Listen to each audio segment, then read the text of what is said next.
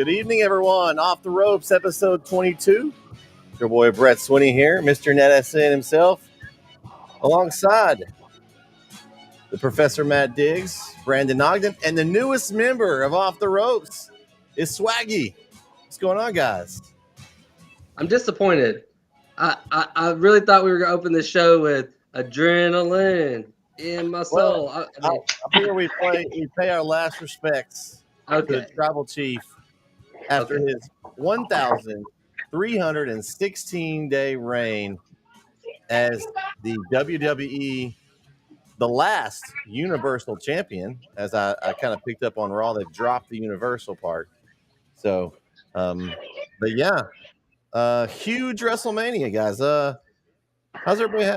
How was everybody's Monday or Tuesday? I had a bad day today. Obviously, I had a little storm going on here and some other things. Mr. NetSN is struggling. Man, it was rough, man. Some trees falling in, and I'm already out of bung leg here. You know, it's been a rough last few weeks. My wife broke her ankle. Both cars were hit off this tree. I've had ankle surgery. So, but all is well because the story is now finished. At least that chapter we hear. Oh, not the Plano East story, Matt. The other one. It is finished as well. We're finishing all the stories. Now, I'm going to make a challenge for you gentlemen today, and if KO comes in, maybe y'all can help him with this. I think you're scaring everybody off. Matt, you're scaring everybody off. At first it was Jereme, and now KO. KO and I are good. We're good. I haven't completely, thrown him out yet, and hopefully Swaggy's got that Carter pride in him. He ain't going anywhere. He can take a little jabbing. But I'm asking for your help because I was talking about my overall assessment of WrestleMania with a friend, and he went hard on me. He said that I am negative Nancy, that I am just too overly critical about things, and I just need to sit and enjoy the show. So we'll find out if you all agree with him when we get piece by piece, or if you think, okay, maybe I'm just a realist. We'll find out what y'all think as we break it down. Well, what's funny is I can't wait till we get to those parts because I'm sitting to myself watching certain matches, and I'm like, man, Diggs is gonna hate that. Diggs is gonna hate that. Well, we've done enough shows with him. We know kind of where he's gonna go with it. He's looking for those 5-star matches. Hey, I mean, everybody's got their own preferences. I mean, that's what makes it. That's what makes professional wrestling fun.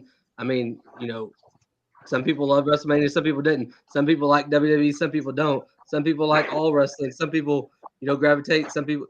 Some people like heels, some people like baby faces. It's pro wrestling. It's an opinion based entertainment factory, and we all have their. I mean, it's just like some people are fans of the Cowboys and some aren't. I mean, it's just another thing for us to argue about.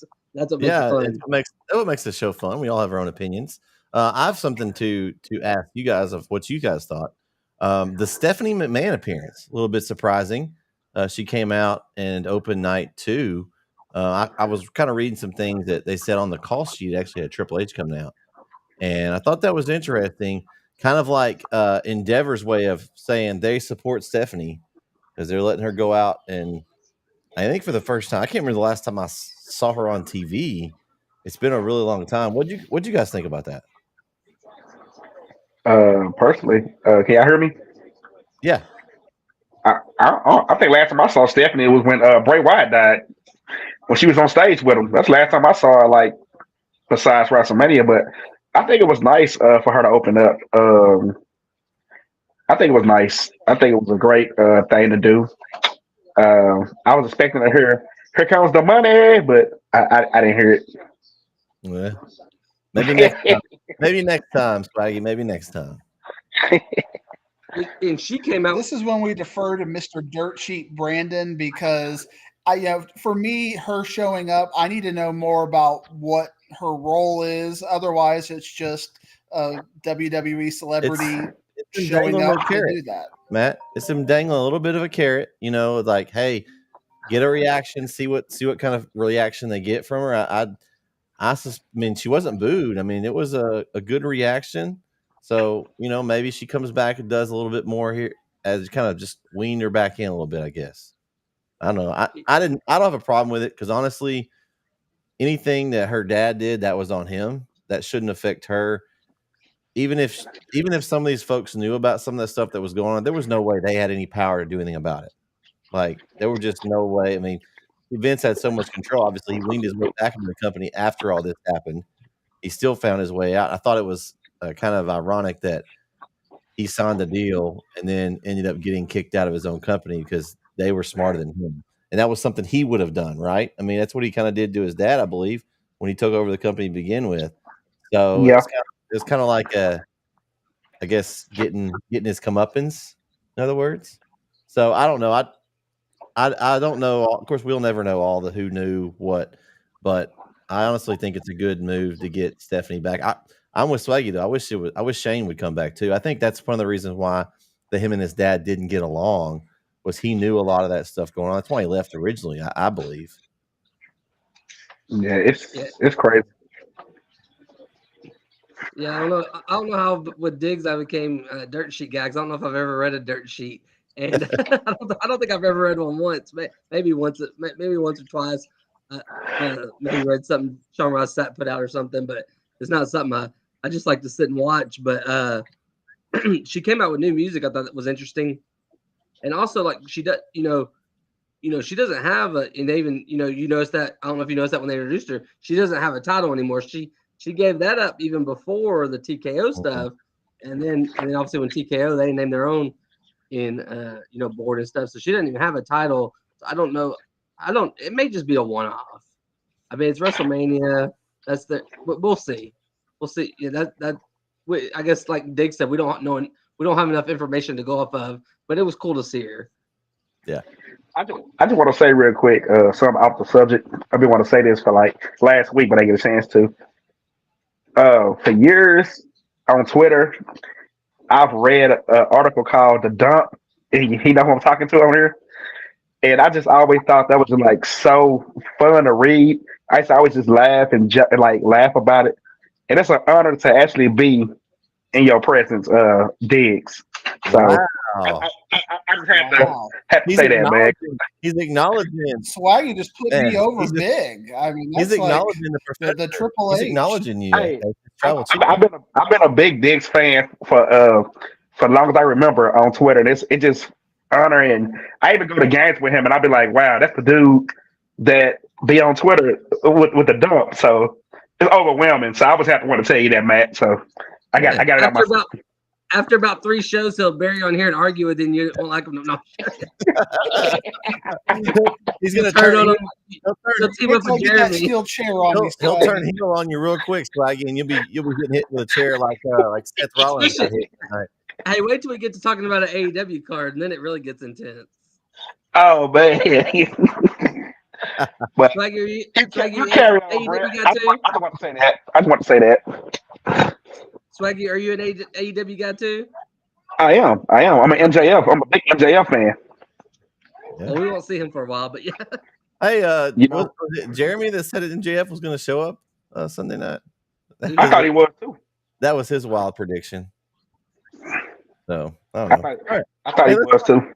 We got lots to talk about. Let's talk about this card here. Let's start with night one. Opening match: Rhea Ripley over Becky Lynch. In 17 minutes and 7 seconds. Man, I was really surprised here. I'm fine with Rhea keeping it, but I was just surprised. Looks like we had Kyle and Brandon had Rhea. Everybody else had Becky. How surprised were you guys that Rhea kept her title? Not surprised at all. Well, you picked Becky Lynch. Yeah, I picked Becky, but I went back and did some brainstorming and researching. And I realized, I think it was time for both her and her husband to take a break, enjoy themselves, enjoy the baby. Cause you know how to think about it. Leading up to it, they talkked about the baby down there every episode of Raw.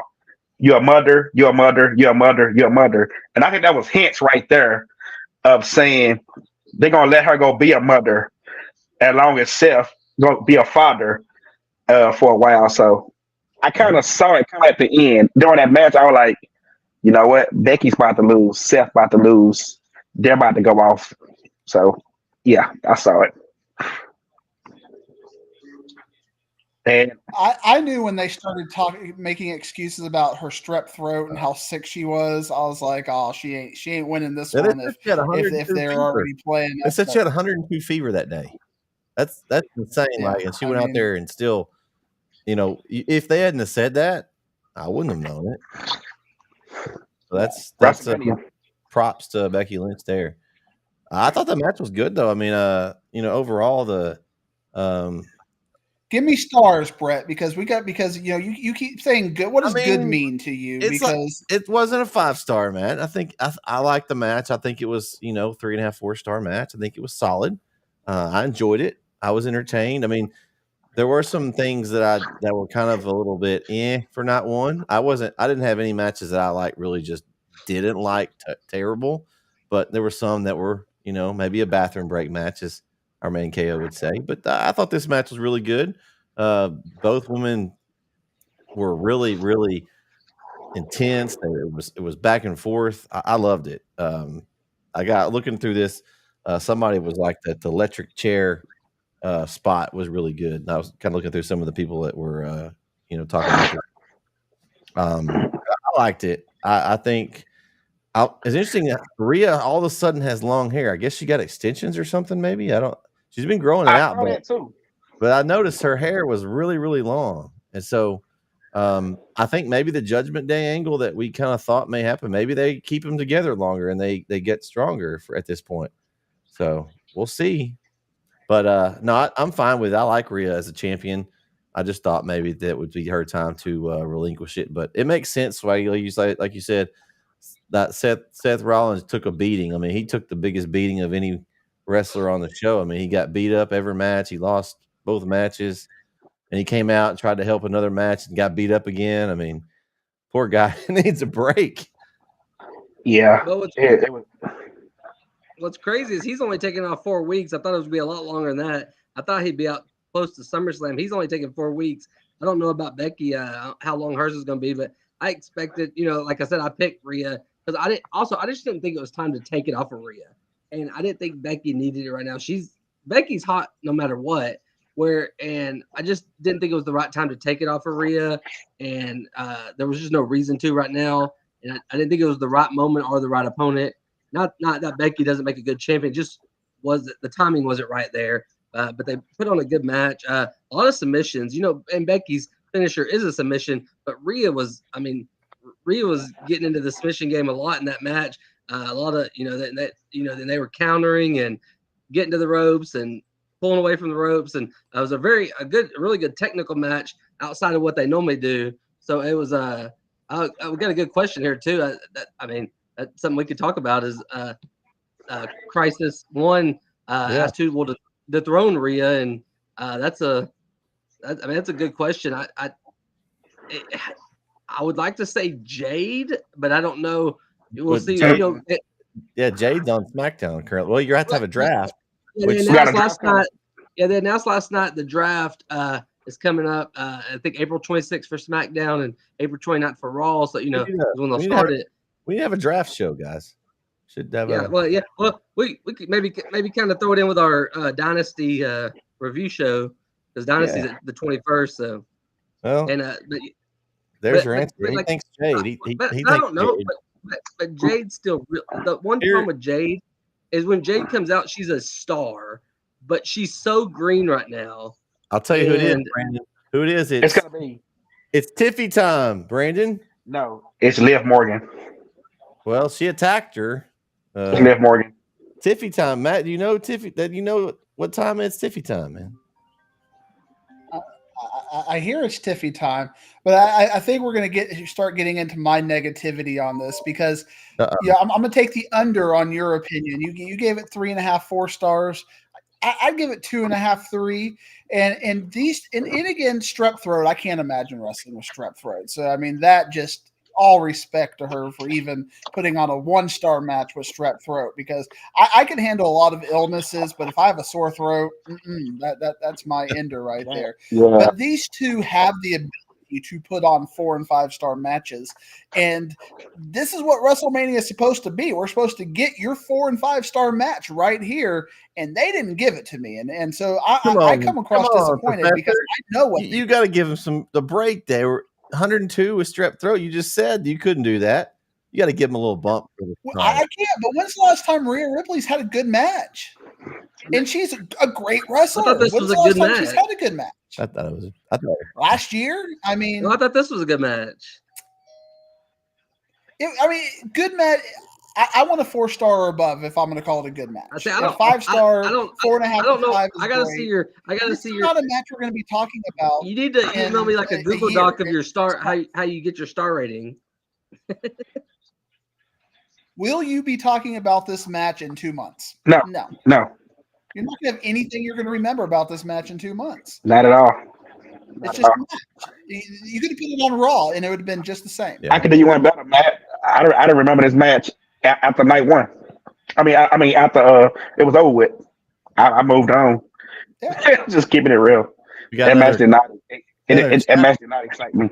Another chat says her title reign has been underwhelming outside of the Judgment Day angle. I think that's what makes her title reign. Really has. I think that's what makes her But I title think reign. she's carried the Judgment Day angle. She has. I will say this. Carried a little bit too. The back and forth with. I think that says less about her though, and more about that they don't have enough developed stars in the women's division right now. You know, with Sasha's left, Charlotte's gone, and then like Asuka and Bayley and them have been in something else away from her. So it's been all she's had, and she just now got a thing with Becky. The people she's been dealing with is Nia Jax, and like she hasn't had much around her to. So this is less about her and then more about what's been around her. I mean, you need someone to work with you. Well, I have a question. The NXT girls there's a lot of good NXT girls. I remember Nia. Yeah, I was gonna say. I was just gonna say.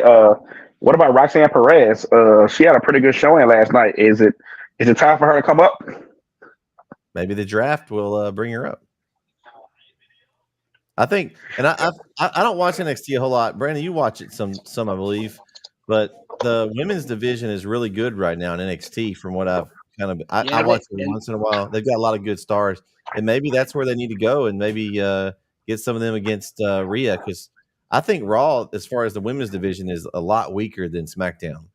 You got Bianca, you got Naomi, you got Jade, you got a lot of good star talent on SmackDown. Now you have Bayley as the new champion. You've got Damage Control over there. You've got a lot of women over there. Raw, I mean, and Tippy time. Yeah. I mean, who you got? Yeah, I mean, there's just not. I'm gonna tell you one name.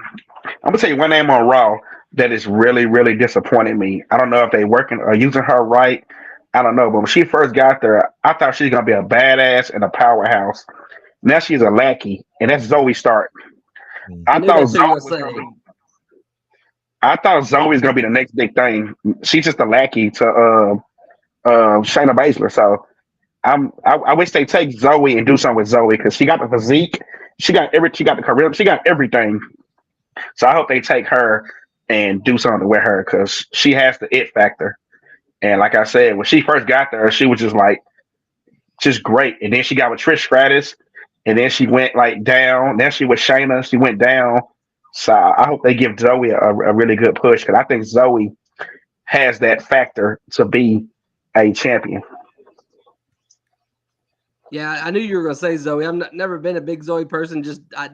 She never stood out. I mean, she looks the part, but just her character never got with me. But Shayna's Baszler's another one that you always thought they were going to do stuff, and then she's got this whole badass thing.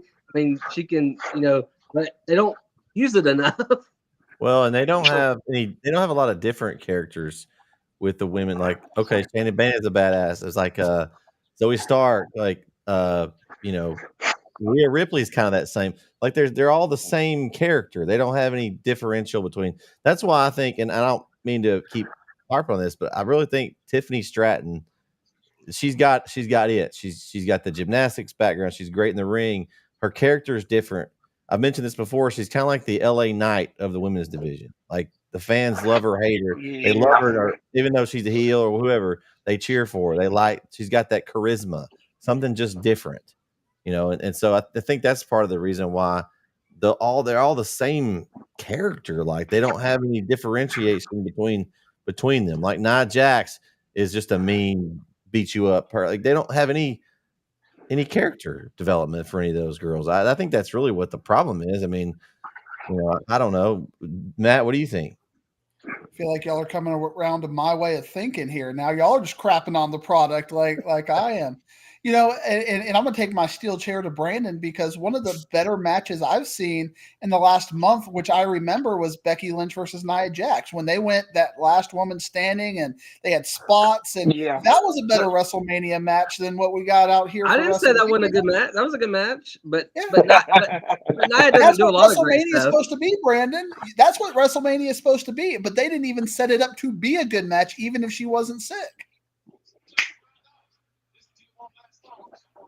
Yeah. In fact, we had more build up with Nia and Becky than we did with Becky and another Nia. problem with the You had no story. story, and then you didn't even have a good match on top of it. You had two stories going on, then you just shoved the other two of the characters out of the two different stories together for a match.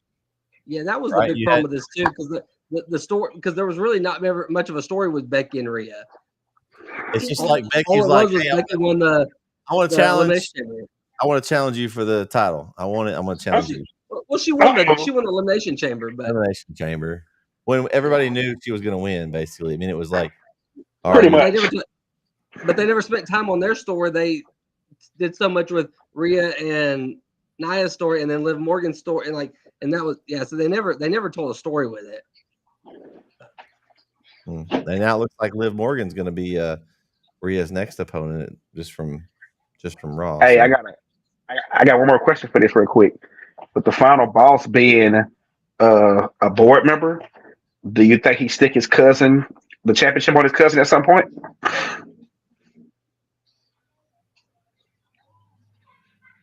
I mean, she will be a champion again someday. Yeah. And I still think her and Rhea have a story to finish, so we'll see. Yeah. All right. Next match. The 6-team, was it the 6-pack challenge ladder match? Man, this was I love this match. This had some great spots. The winners of the match. This is gonna hit it, I didn't pick the winners. I didn't get the winners right. I hate Austin Theory and Grayson Waller. They will bug me. I'm tired of seeing them on my TV. Now I got to listen to them on SmackDown every night. Oh, we're the tag team champ. I'm not ready for that. I do like the fact I didn't pick Awesome Truth, but I think it was a great. It was a great. R-Truth has done so much, and The Miz both working wise. Like The Miz has been pinned so many times. R-Truth has. Like they've been a great asset to the business, and I think this is I don't want to say it's a pattern, but I saw this a lot at this WrestleMania. You gave some guys that were just hardworking, like they deserved it, wins. Okay, I saw that in this match. Of course, Cody, we'll talk about that one. The Sami Zayn one. I mean, just a lot of those kind of Bailey's another example. Just doing a lot for I feel like this is Triple H paying them back for all the bad booking and the bad everything for years and years back. That's just my opinion. The match itself was great, though. I enjoyed this match. Give me some. All I needed was Matt's barbed wire fire tables in this match, and it would have been. But no, I love the ladder matches. I think they're great. I thought it was a cool twist that they split the titles this way. Very smart booking. It made sense, right? I mean, they could, it could have been like any other thing, and we would have been like, "What are you doing?" But it made sense. There's both sets of belts are hanging up. Whoever gets one gets those titles. Whoever gets the other, it was a great way to separate them. I'm glad they're separated. I think now, I know we kind of disagreed. Matt didn't think there was tag teams that were those. But I think now at least you have a chance to build some. You've got tag champions on each brand that now you can build up character storyline. Yeah, but the things to build storylines with. When you don't have belts on a show, like what are the tag teams there for, right? I mean, so at least now you've got something to build on. I think, I don't think Miz and R-Truth will keep the belts very long, but I think they deserve the win. I'm happy for them both. They've already kind of been now feuding back and forth with Judgment Day again. I don't know if I'm kind of tired of that. At some point, that'll kind of, Then you've got Austin Theory and Grayson Waller. I'll be interested to see what they do with them as far as feuds go. But I'm excited for the opportunity to have some new feuds for 2 separate tag team belts. Well, I'm gonna start by saying this. My girlfriend, who just all of a sudden just became a wrestling fan out of nowhere, because she watches with me. When she seen Grayson Waller, well, I saw. I've been doing wrestling for years, so I saw the setup when they put when they set the ladder up. So I knew it was gonna be somebody. So I waited on her to see it. When she saw him take that fall through that ladder, her eyes was just stuck. She was like this, like, wow. And they saw that was good. Like that was the move of the night. But the match itself, I get that match. Actually, I get that match a 4-star. It was a great ladder match. It wasn't an Edge and Christian versus the Hardys type of ladder match, but it was a great one. The team I expected to win won. A-Town Down Under. I said that, by the way. Awesome Truth. I didn't see that one coming. I thought it was going to be DIY. I said that on purpose. And I really thought that for a minute, Judgment Day was really going to win back the Raw Championships. But Paul JD like they stunt devil. Every time you look up, something happened to him and they expense. And when I saw it, I was like, oh my God, Paul JD, he's going to take a tumble. But I think overall the match was a great match. It could have been tweaked a little bit, could have been a little bit better. I do think if you added Montez Ford and Angelo Dawkins, you would have got a lot of more high flying and probably a lot of other crazy. I think the wasted people of the match, and I'm glad Cal not here, is the New Day. I think I speak for a lot of people out there in the tag team world. It's time to break them up. It's boring. It's stale. Nothing's fun no more. It's merchandise. That's the only thing. That's the only thing. Like nothing else is fun no more for the New Day. Need some bootios. I actually had me a box of those when it came out. I ordered from Amazon, but but I'm saying like I just feel like it's getting stale with them. New Cash Republic, they did a hell of a job. They're going to be a great tag team around, as long as somebody don't get jealous and turn on each other. DIY, I don't know. Maybe it's best for them to go single too. Hey, Swaggy, did you see whenever Gargano and Ciampa had those matches in NXT? Like they literally almost killed each other. Like that's what I'm saying. I see that coming down the road at some point, and they go back to that. It's been so long since they've done all those matches. I mean, they literally were pulling the mat up and like DDTing themselves on the wood, and like it's some insane matches back in the day with them. I know Diggs may not know NXT, he may not have seen those matches, but there were some close to 5-star matches. Close to 5-star matches there, Diggs. They were. I think Tommaso was a badass, man. He was a badass. You got to bring that back. I mean, he's like a mid-card joke now to me. There's a lot of superstars that was in NXT or like mid-card jokes now to me, and it like Karrion Kross, he was a badass. Now he's like a joke. It kills me. Yeah, like in NXT, like in NXT, nobody can mess with this dude. Like he scared people. Now he's a joke. Yeah. All right, what'd you think about this match, Mr. Professor? I didn't like it. It was a spot fest. I didn't like didn't like the pacing of the championships. You know, there was really no drama after that. It was just, I mean, there was no story. There was no match. Like you mentioned, the one big spot. I don't even remember it. Like somebody went through the ladder. You could see the ladder break prematurely. I'm just like, you can even see where they kind of pre-sawed it. You know, at point it was just disappointing. No story. But I will say, to give them credit, I am okay with R-Truth on Raw. I mean, that was a beautiful storytelling right there when they got in there and they're all showing off their titles. And then you got R-Truth going to Keith Lee right there, all of a sudden showing up in the background, belt back out there. Brandon, what do you think? First off, give props to Swaggy for saying A-Town Down Under. I also want to give props to Jereme. He picked both of them right. No, he didn't. Yes, he did. He had I have the DIY. text. He had DIY. No, Jereme picked Awesome Truth and A-Town Down Under. I have the text. Well, I had a DIY. I read the text too. I wrote it down. Oh wow! No, I have it right here. He said Awesome Truth and A-Town Down Under. That's not what I had. That's him. Well, go back and look at the text. I went back and read it. I'll give Jereme his credit there because he did. He said Awesome Truth, and then we told him 2 titles. He said, I guess A-Town Down Under for the second one because he didn't know they were splitting it. It says all I saw was the Awesome Truth. And then it said, I didn't see. And then he said A-Town Down Under when we said they're splitting them. It's right under it. Yeah. Brett. Reading comprehension is hard, my friend. He said that was yours. He never really said that he picked it. He said I feel like it could be their time if there are.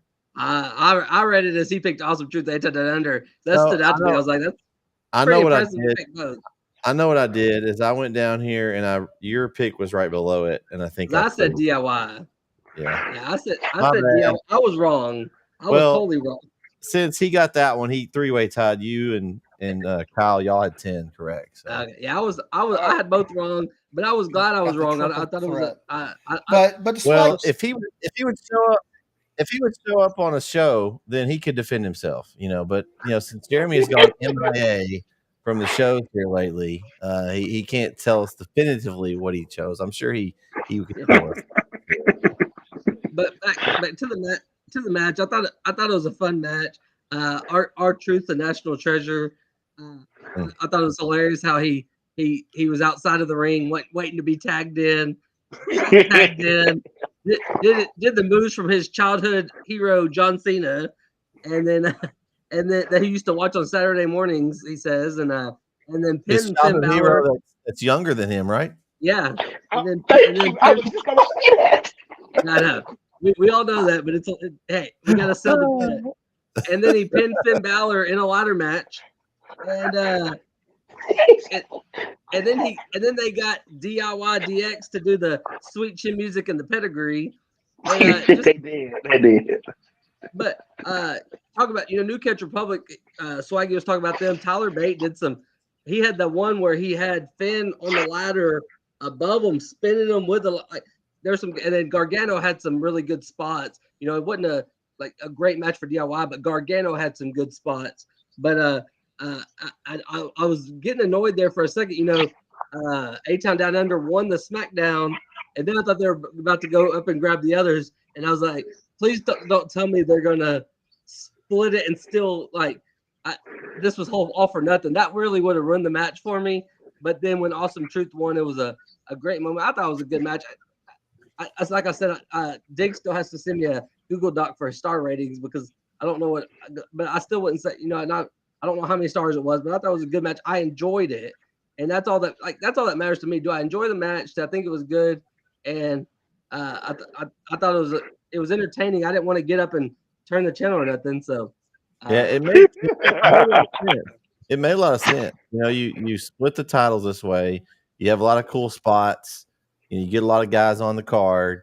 A lot of good things out of this match. I mean, it is what it's not. I mean, it's hard to star a ladder match because it's not really an actual wrestling match. Of course, how many matches do we have that were actual wrestling matches? I mean, the there was no rules at all. Let's just call this this pay-per-view like no rules, whatever. I mean, there was none of the matches had rules.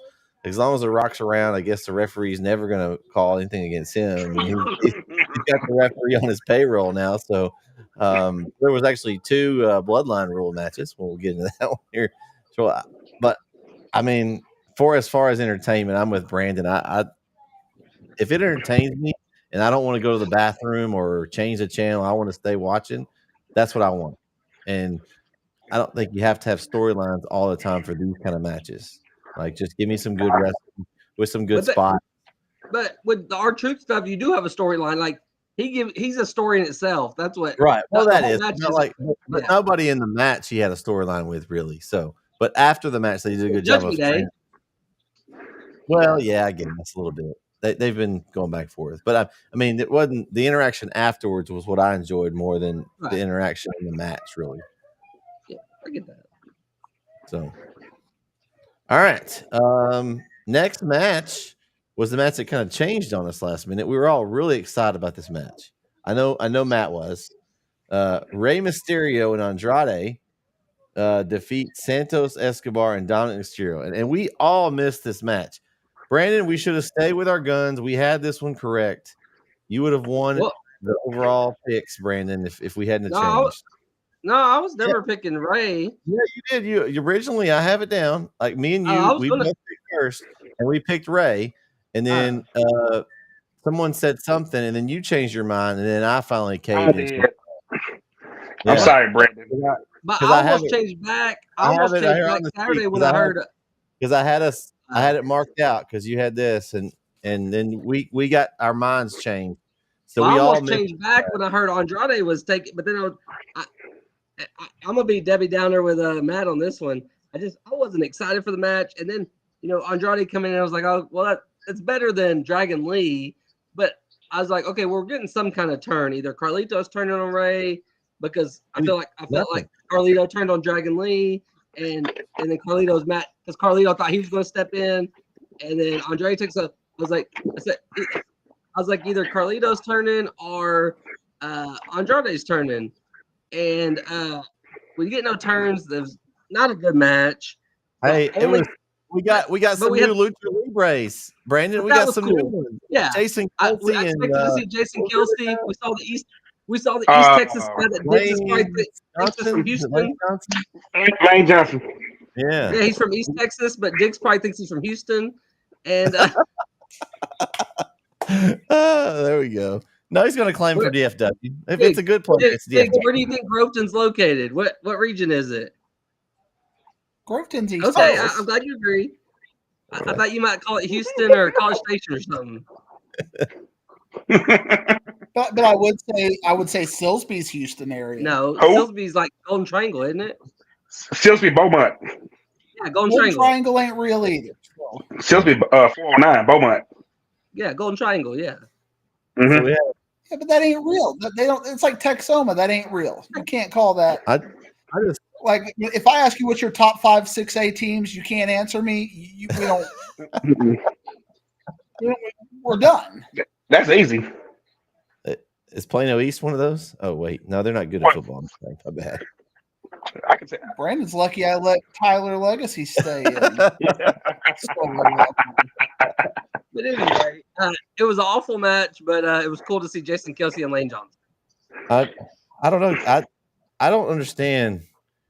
Like, I guess it was just to get those guys in. And Ray pinning somebody. I mean, does he really need that at this point? I mean, I thought for sure once we started discussing the match and it made sense. Okay, Ray won last year, so we just continue to bury Dom. I mean, I guess he didn't pin Dom. He actually pinned Santos. I don't know. I don't know if this was the LWO and the Gato del Fantasma thing just keep going forever and ever. Infinity. We have the Libre factions just keep going at it. Bang. I don't know. I wish one would just take over the other, and maybe we have a match and the winner takes everybody, and they got to work for the other one or something out of this. I don't know. I'm kind of tired and over it. Hey, Bret, I thought to text you the minute Dragon Lee got hurt on SmackDown. and tell you, you know what? Remember what I said? Because I thought that was gonna be the moment when he got hurt. I thought that was gonna be an angle to make him come out and turn. So I was like, you know what? It's gonna happen. He's gonna actually come out and turn. But that didn't happen. Lane Johnson and Jason Kelsey saved the day. But overall, my my assessment on this match, 1 star, boring. It was my nachos match. Like I went in and made my nachos on that match. I came back, they were still going. I was like, oh yeah, that was boring. And it was 11 minutes and 50 seconds on that time of that match. I mean, it was probably 10 minutes too long. Yeah, I agree. I should have texted you when they changed it on Friday night, because you could kind of see it telegraphed at that point that it was going to be Rey and Andrade winning after that. So that's on me for not seeing the writing on the wall. It was a bad stuff. And this is, what I'm hoping to see is, like, back in the day, if you would have had these side rivalries like we saw with the Final Testament and whoever's the Street Profits and this, they'd put them in War Games. I mean, they would have done something where you would have highlighted this match and let them go out there and put a 4 or 5 star match on and just let them. That's how Edge and Christian and the Hardy Boys and Dudley's got themselves over, as just mid card talent who got to shine and who were put on the big stage. It's crap. Terrible. It was terrible. Like Cal Owens would say, this was a bathroom break, and more than that, it was a shower, and probably go walk the dog and everything, and come back and it's over with for me. Yeah, it sucked. I think we've talked about it probably more than it deserved. So let's move on. Jey Uso defeats Jimmy Uso, 11 minutes and 13 seconds on the time on that match. I'll be honest, I was really excited for this match, but it just didn't do it for me, guys. I didn't necessarily like it. I don't know. I was wanting more. I thought we might go in the stands, like do some crazy stuff. Like, I didn't get what I was thinking. It's brother versus brother that hate each other. They turned on each other already. Like WrestleMania. Like, I don't know.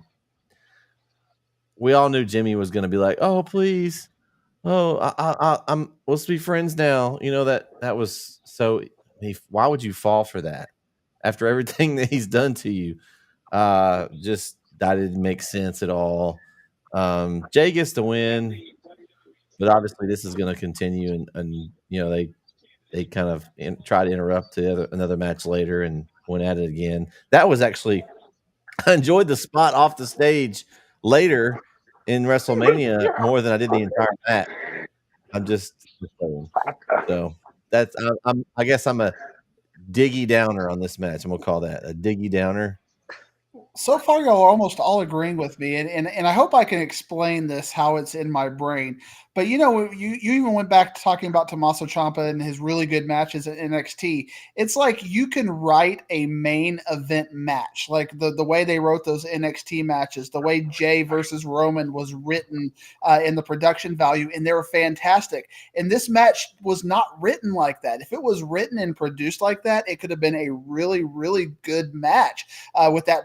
If you put that Bret and Owen kind of pacing and near falls and stuff, they had the chops to make this a really good match, and they booked it like a Raw match. It's just something, a throwaway kind of a thing. So incredibly disappointing, especially because both of those kids can go. I mean, both of those guys can wrestle and really do amazing things, and we just didn't get to see it, and that's disappointing from a production value. I was expecting go ahead. I was expecting a Wembley 92 SummerSlam Bret versus Bulldog type of match. That's what I was expecting. I was expecting a fall to the finish, like near fall, I win. Super Kick City, it didn't get it for me. I mean, leave that to the Young Bucks on AEW. Super Kick City, it sucked. Like, you get a super kick. You get one. Okay, now watch this. How many times in a match we have saw someone get a super kick and they fall completely to the ground? Here comes a super kick. I'm standing up. I'll take another one. You sold it bad. WWE, they missed a spot. They missed a chance. They dropped the ball completely with this match. And I'm gonna tell you why. Also, this was your chance to bring the daddy into this.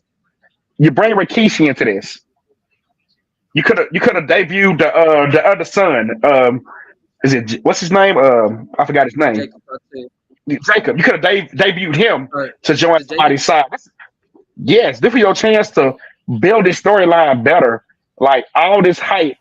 Put like this. It reminded me of a Mike Tyson fight back in the days where you hype for it, you got your popcorn, you ready, and you go round one, fight, boom. Oh man, it's over.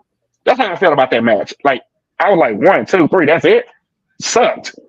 So if Cal was here, I'll tell him this was the bathroom break match. We just didn't know it. Yeah, so I agree with Diggs and Swaggy here. I didn't enjoy the match. I did like the package going. It's just, because like Bret said before, like leading up, we always thought it was going to be an awesome match. Then they showed the package, and we're like, oh man, like it juices you up, that package they show. And then Lil Wayne comes out, and I mean you're like hyped up. But here's the problem: they have the same. It's a difference than when Owen and Bret, because they still had different movesets. Jay and Jimmy have the exact same moveset. There's no reason this should have been just a regular wrestling match. This is the match where you have Bubba Ray Dudley as the referee and you do a street fight. I know they already had the other one planned. Let them go all over the arena. Let them beat fight. them. You have Bubba Ray Dudley who had a brother tag team, and this is where you put him in. You have a street fight. You do tables. You do everything. The storytelling still, even in a terrible match, the storytelling was still great because we had the story built in, and the storytelling still. That's what the only reason it wasn't for me a bathroom break, because even as bad as the match was, I wanted to see the story being told through and see who won. But the match was terrible because they didn't book it right, like Diggs said, and this should have been a no holds barred match, and you can't have two people with exact same. And also, Jay, we've seen his singles main event, Jey Uso. We've seen him just. We haven't seen much singles from Jimmy yet, and we still don't know if they can go together. And we've seen Jay going by himself. We haven't seen it from Jimmy yet, and I don't know if we ever will. Jay, we have seen it. Jimmy may be a tag team guy, and and some people are in that, but Jay has a chance to do something, but it didn't work there. Well, here's how I felt about this match, and just in a scenario. Okay, let me play this out for you real quick. So it's like you're getting ready for this big date with this hot girl, right? What's the toe situation? Call back to last year. I don't know about that, but the ugly sister shows up, and you're disappointed. I agree. You're get hyped up, and you're like, man, this is it. This could be the one. This is. I'm so excited, and then you get there, and it's like, total letdown. Dude, I can tell you that's kind of. I was in front of my TV like this, like when it first came up on the screen, like up next we got I was like, yes, here we go. I've been waiting for this. And I'm all crunk, Lil Wayne come out there. I'm like, okay. And my girlfriend was like, oh babe, they got Lil Wayne. And I was just so excited. And the match started, I was just like, oh man, it's gonna be boring. It's gonna be boring. And that's just how I felt the whole match. I was interested in the whole match. I was just watching like, like I'm ready for this tag team match later on. That's how I felt. That was the best part, guys. Was the end. And then when McAfee does it, I just lose it.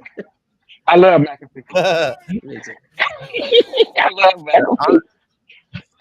He's great. He had my girlfriend laughing the whole weekend. That dude is funny. All right, next match on the card, the 6-woman tag match. Jade Cargill, Bianca Belair, and Naomi defeat Damage Control, 9 minutes and 38 seconds. I don't know. This was a way to debut Jade. Honestly, this match was all about her. We kind of all knew that Damage Control was going to win. I think we all had this one correct on. We all picked the winners, yeah. Yeah. So I mean, it is what it was. I mean, a way to get more people on the card. it wasn't a terrible match, but it wasn't like it was kind of an okay match. It was better than the last match that we just talked about. I think it was because I didn't expect as much. But Jade got her moves in. You got her on WrestleMania. I thought the way they did the now are they trying to put them like the Avengers or something? What is that? She's the hair the Storm hair. She had like looked like the actual Storm character. I don't know. That was kind of interesting. I was getting Beyonce vibes out of that. Beyonce? Okay. I don't know. But you notice that was a little strange. You notice something I noticed while we talking about this?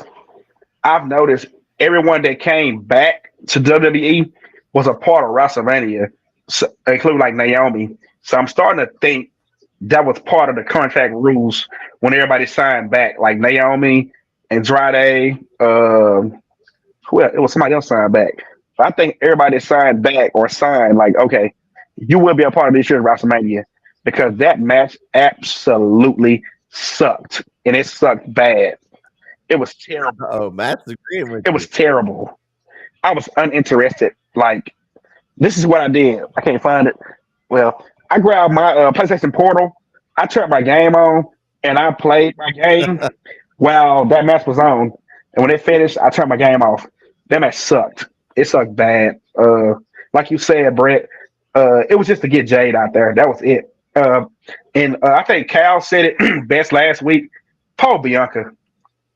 What are they doing with her? Where's this going? She has to make a heel turn. Bailey the champion now, so she has to make a heel turn because other than that, she's going another direction. That's not good because you go from being a main event star to a mid card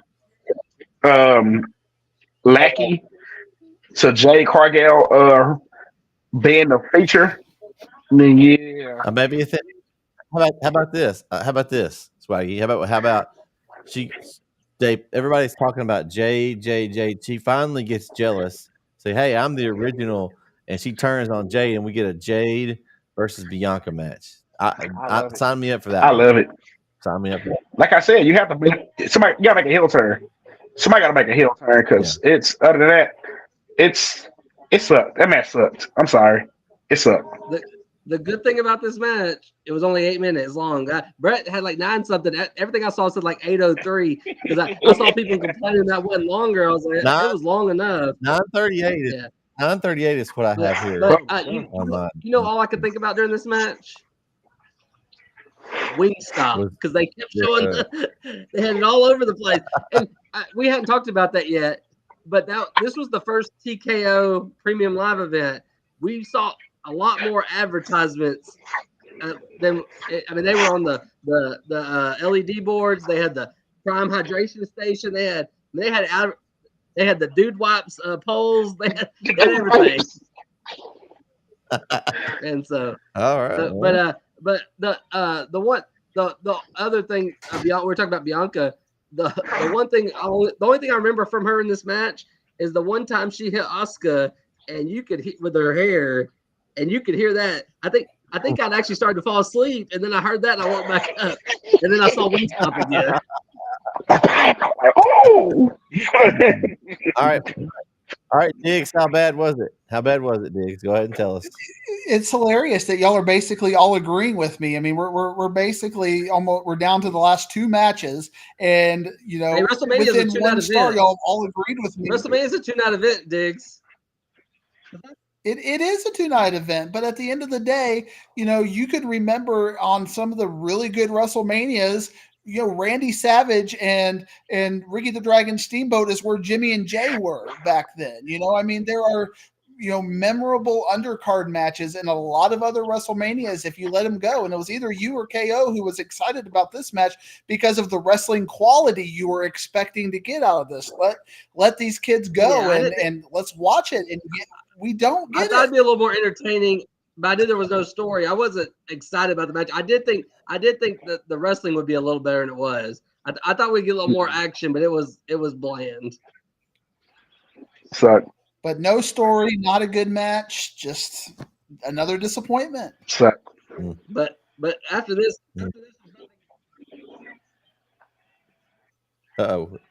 We lost Brandon a second. Oh, there. Brandon. You lost me. What'd you say, There Brandon? you go. Well, you said after. I think you said something along the lines of after this it picks up. I'm thinking. Well, I that's what said you after said, this but- match, there's not many I'm gonna be disappointed in after this. Yeah. So since we agreed kind of that was kind of more of a dud, let's go on to the next match. I'm going to call this the shocker of the weekend to me.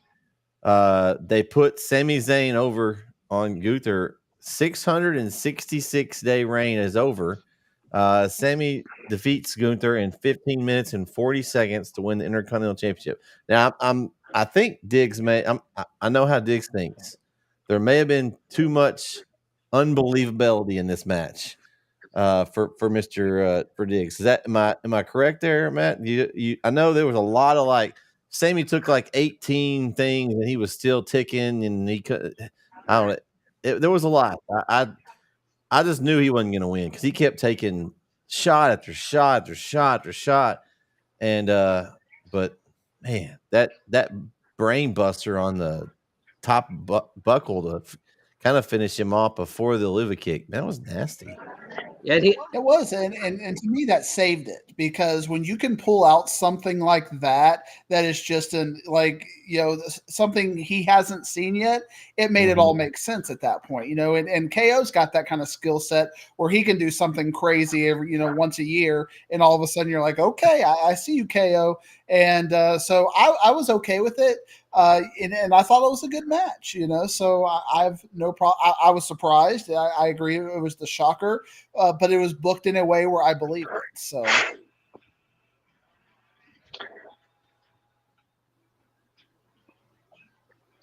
Go ahead, one of you guys. So and you're talking about the buckle bomb. That was Sammy's move before he came to WWE, and he hasn't done it in WWE. They banned it. And I don't know who signed off on him to do it, but so I wouldn't expect. We weren't expecting it because we haven't seen it from him yet. But that used to be his thing. Like, that was his move in other places, El Generico, and that was his thing. And but WWE banned it, never let him use it, and it caught it. And when he hit that, I was like, it's over. I mean, and he won. But the thing that maybe shifted for me, I never thought Sammy had a chance. But when Kevin met him at the entrance, I was like, oh man, Sammy may win this now. And I still was like hesitant, but I was like, that kind of, I don't know, there was something about that moment that started. It's like, I think Sammy's got a chance now. But then throughout the match, I just couldn't. I was like, he's gonna come close a lot of times. It's gonna be a lot of false finishes, but he's just not gonna be able to do it. And then hit the buckle bomb, and he pulled it off, and Gunther's reign is over, and I can't wait to see what they do with Gunther next, because I want to see him in a pretty soon. I just gotta we'll see what happens after the draft and which direction is, if it's Damian Priest or if it's Cody Rhodes. Well, I'm gonna say this. They sold me. They sold me good, because when he kissed his wife and his son, I was already emotional then. Well, he actually won. The tears start coming down my face.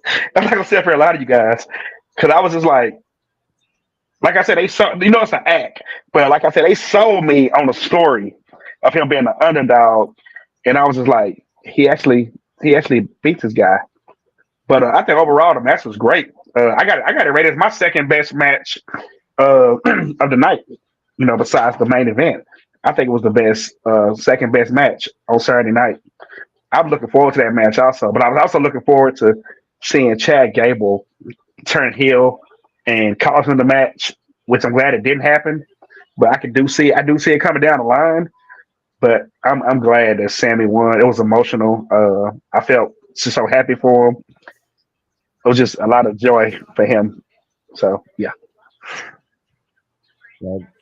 As much as Sammy did for the company, I mean, he was as instrumental to the Bloodline story there for a while as any of the actual members of the Bloodline currently. I mean, when he kind of got involved with them, it kind of gave a new aspect, and you never really thought he was in it, and then finally he was, and then he finally basically just had enough of him and turned. And he got his moment last year with Kevin, but this, as far as a single title, he got that moment this year. I thought that's one of the matches. I thought they did a lot of that sentimental, like, hey, thanks for all you did for the company over the last years. Yeah. Here's your WrestleMania moment. He got it by himself, which I thought that was cool because as much as Kevin did for the storyline, it was Sammy that really that bloodline storyline for probably a good year. He helped carry that. So I was happy for him, but I was totally shocked. I did not see them taking this title off of him this way. And looks like Gable, came out and helped him. Right now, he's still been buddy with him, but now they're going to have a match. I think it's next Monday on Raw. That's when the heel turn coming.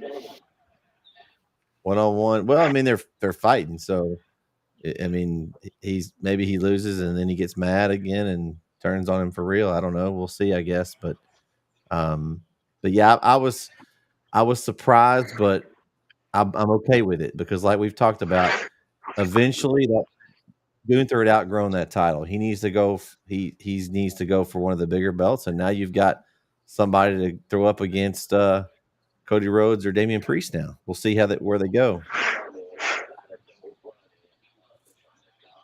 All right, the main event. Did guys. Diggs talk about this match?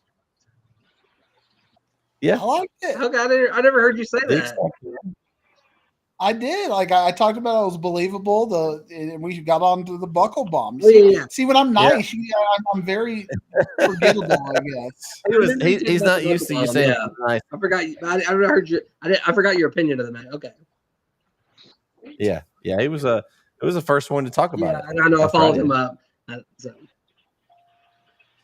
All right, main event. I will call this the Rock's rules match. Because basically the Rock threatens the referee. Basically turned it into a no DQ match. I mean, he said don't count out, and this is where I was like, I mean, we kind of all knew where it was going. Like, oh, okay, so this is going to be another Bloodline rules match, basically. So, but this match was great. I enjoyed every minute of it. Even though I knew who was going to win, I was excited about how it was going to happen, who was going to come out. I was kind of just waiting for something to happen all throughout this match. But I will give The Rock his props, man. I think he went through a 10 or 12-week training session. That's what I heard. He did great work in this match. I mean, what is he, 50, mid-50s or something now? I don't know the exact age of him, but I mean, he looked in great shape. And this match, 44 minutes and 38 seconds, guys. This wasn't a 15-minute match. And with the tag matches, they are down, they lay down, they rest or whatever. But man, the rock bottom through the announcer table, and then the spear right through the wall back to back. I was like, wow, this is just, I didn't know where it was going, but I thought it was a really cool moment. But then they let the Rock pin get the pin there. I thought that was interesting. I thought it might be Roman get one last pin, but they gave it to the Rock over Cody Rhodes. And I will say, since this is the only match that the Rock was technically he interfered with another match later. But the story they got going with the Rock, I know Matt caught the first part of Raw, so you saw that. I'm already excited about that. I mean, they did a super good job. You don't know when he's coming back. So you got to tune in every week. When's he going to come back to challenge Cody Rhodes? He got to hold the belt. He's teasing that he wants a title match. Well, no, he's gone until, because he's got the 2 movies. He'll be gone at least to August. Oh, there's Dirt Sheet Brandon. There's where it is, Matt. He even said it last night. He said, I have to go. I'll be back. He has to go, but he didn't say how long. No, but he said you've read his whole production schedule for 2024. He's been on. It's The Rock. He's on everything. He's talking. He's on the McAfee show. He's on. Now he's got his movies out. He's talked about those. So it was always the plan. Well, I knew he was going to be out. Yeah, but I didn't know what the. But I would think exactly, Rock Cody at SummerSlam. I saw some things today about possibly next year Mania, but I want Rock Roman at Mania. Give us Rock Cody at SummerSlam, and give it next year at Mania. Give us Cody Cena and Rock Roman. So I don't know. I'm leaning now. Like I'm excited about the Rock's things. I don't know what he gave him in his hand. I'm kind of curious about what that was, but what was about. I know what it was. You don't know what it was. I know what it was. And Triple H gave a hint. Did you watch the press conference? WrestleMania press conference? Some of it, yeah. Triple H gave a hint what that was. Dusty pawned a watch long time ago. To I think he did it to feed them. It was something he did it for his family. And Triple H had said on the thing, he said, we all got together, including The Rock. The whole board got together and they went and bought a watch similar to that. And he said, I'm gonna give it to Cody. And that's what The Rock did. He reached this, that's why he balled his hand up like this, nobody can see it. And he gave it to him, he stuck him in his pocket. If you go back and look at it, you can see the watch like in Cody's pocket. You can see it. So it was that watch. That's why The Rock said, don't break my heart. Meaning, don't sell this watch or don't lose this watch. So it was the watch. Okay. But the Swaggy scoop. But my testament of the thing, let's go from the beginning. Like, if you smell, when I saw them bulls light up and that stage light up, I was like, I knew this guy was going to come out fire. And when he came out, there it is. When he rose up and threw that fire, and they showed that whole bull on fire, I was like, oh my God. And then it switched to the Hollywood thing. I was like, Entrance of the Night. He did it. Entrance of the Night. He did it. I knew then. And then his attire was just so, man, it was off the chain. So I knew from there, this is gonna be Rock's night. But overall, the match was good, like you said. The match was great. I think all four competitors did good. You could tell that Seth is not 100%. He wasn't. No matter how much he tried to downplay and say he was 100% ready for WrestleMania, he wasn't. He just didn't want to miss it, and I respect him for that. But it was a great match. Roman, they all did good. The Rock had to pin Cody. It had to end that way. But I really did thought he was going to take the belt and give it to Mama Rose with the blood on it. He disappointed me. He didn't do that. I did think it was cool in the match. I did think it was cool in the match when Cody hit the rock bottom on the Rock on the table. I thought that was pretty cool. And but yeah, it was a fun match. Obviously long entrances, long match. I knew it was gonna be long when it started before or started right around like 9 o'clock. Like I was like this pay-per-view was just flying by, and so I was like, this one's gonna take a while. Which I mean, it needed to. It was a great story, great match. They've been building for it, and they delivered part of the story to get to the rest of the story, but they told the story that needed to be told in this match, and outside of the belt and the blood part. But other than that, he did use that belt, and it stopped Cody's trifecta of Crossroads. We'll harken back on that a little later too, but yeah, it was just I thought it was a fun match, and it was a WrestleMania main event match, and it delivered, and we got to see The Rock.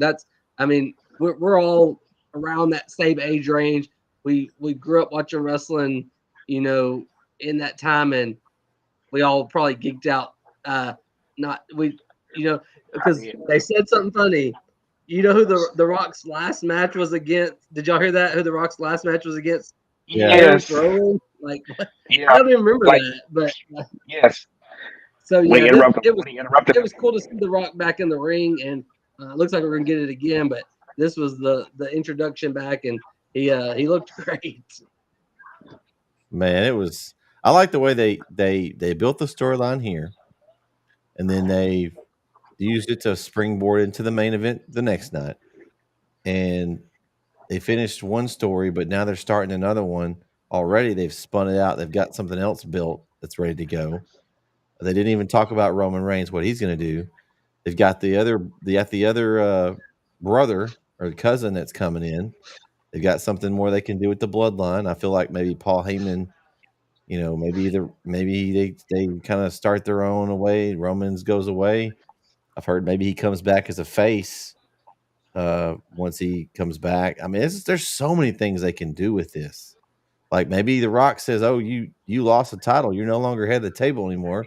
He takes over the bloodline, and then Roman Reigns comes back, and now he's the underdog. Everyone's going to be excited to see him again, and as long as he's been the champion and the big heel, he's still been getting cheers. I mean, so I think that they could do that, and there's so many things that they can do with this, and that's what I love so much. And I know Matt, you'll agree with me. We talk about the actual storyline so much that there's nothing that. Why do we care about matches? This is what we want to see. There's so many ways they can go with this, and I have a lot more confidence than I did a year ago of what they can do with this match. We've already seen the improvements. And we talk, a lot of people are talking about this as the Triple H era, and this is it's going to probably come across negatively, but I'm going to go ahead and say I thought this was a 5-star match. I loved it. We'll remember it for years. I mean, this was probably, maybe up until Sunday night, the best match over the 2-night WrestleMania era. So I have nothing but platitudes to say for it. But when you consider the fact that with intros, and you said it was 44 minutes, and you probably had about 20 minutes of intros, you had over an hour invested into this. And I'm fine. It was a great hour of television. Couldn't you give Jimmy and Jay 25 minutes? I mean, and let them go. It's just disappointing that how much was relatively put into this when you could have, but you could have done it with other things. And maybe this is the new thing, because when Bret's breaking down Sunday night, he's going to tell us how long that was, and it's going to be a big number there. And then you think of Monday Night Raw. The first segment got 45 minutes of that when you had that, and you have these super extended things, and they're all entertaining. I'm not complaining about that, but if you start to invest that level of infrastructure in the other stuff, you're going to have an incredible product. I agree. Well, when you're the final boss, Matt, you can have as long of segments as you want. True. I have no problem with the links. I'm just saying, now invest that into the other stuff, and now we're going to have old school, amazing WrestleManias. Yeah. So I think this was you talked about the match. This was the first real match for The Rock in 11 years. We talked. I think it was 8 years ago. That's when he had the little, whatnot match. I think it was 8 to 15 seconds, somewhere in there, really quick. But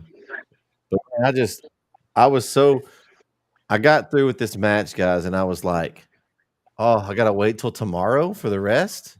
Oh, I was so ready for the next night already. And when we looked at the cards originally, I mean, they had the back end stack. This night, we rolling the night too, man. Man, I was just so pumped for this night. There was this first match.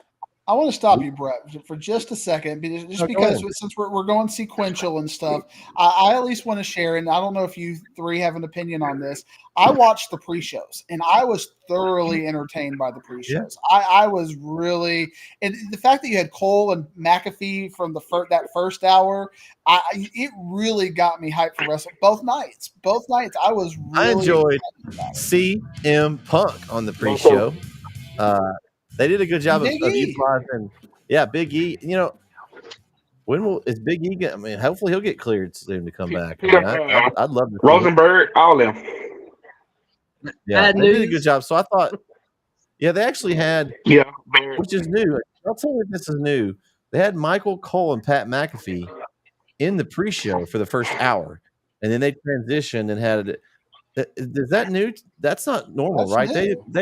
They've never done that before. I don't think. They've never done that before. And it Which I gave thought that that was like that interesting. college game day. This is a big field. You know, you got your Kurt Herbstreit out there pitching this, and I Before really he doesn't enjoyed. call the game. Yeah, I like that. That was awesome. And again, I enjoyed that more than probably the middle 2 hours of the actual show. You know, the pre-show was better on both nights than the middle 2 hours of both of the shows. So I just wanted to throw that out there to the extent if a WWE executive is listening to this and cares what the press thinks. I really enjoyed the pre-shows. Well, at least they didn't have like one of those matches like you know, somebody two people you don't care about throw in. That's what they used to do. That the pre-show was just more matches. Like Sean Spears on Stand and Oh my Deliver. God. Got the pre-show. That was boring. They bring him back and he starts jobbing out. Yes, I was like, damn, this is boring. I would yes. Man, this night 2, we're rolling into that first match. Drew McIntyre defeats Seth Rollins in 10 minutes and 38 seconds to win the world title. When I read that, it felt longer than that. Like I was into this match. I was sucked in. Like I wasn't sure how they were going to do it. There was lots of ways they could go. They could have Seth. They both kill each other. Seth's weeks away. Then they have the cash in. They're both out there. Priest comes in and makes it a triple threat match. I really did think the cash in was happening. He only has a year to do it. There's not much time left. What bigger moment to have it? Of course, and he gets his moment. Drew McIntyre comes out. But the way they did it told more stories, and I loved it. Guys, you had Punk out there in commentary. I loved having him on commentary. Of course, he can talk to a wall, and it's entertaining to me. But he was out there. McIntyre comes over. He's gloating. He won. He's basking in the moment here, and he's trying to push any button he can on Punk. Finally pushes the wrong one. Punk comes up. Then he takes his brace off his arm and whacks him with it. And then you hear Priest music hit. And I'm like, oh my goodness, here we go. He's about to lose this. I don't know if it's the shortest title reign in history, but it's got to be one of the shortest. I think he actually had the belt for around 5 minutes because the celebration was really long. They did give him a long time to celebrate. It wasn't immediate. He sat over there and teased for a while. And then the fact that he lost it, and now we have another story where they're really pushing that Punk. They've got to have Drew McIntyre signed, right? I mean, you would think. Now they've got a hot ticket CM Punk McIntyre feud just waiting for us. Well, we'll see how long they stretch it out. Maybe that's SummerSlam. Maybe Punk can't. Maybe it's SummerSlam, but you've got Priest, a new champion. You've got Rollins now can sit back and rest a little bit. Then he can come back in the picture. You've got a McIntyre Punk feud all in this one match. Love this match. One of my favorites. I mean, there was a lot of favorites, but this was one of my favorites. I love it. I'm gonna start by saying this. Oh, go ahead. No, go ahead. Okay, I'm gonna start by saying this about that match.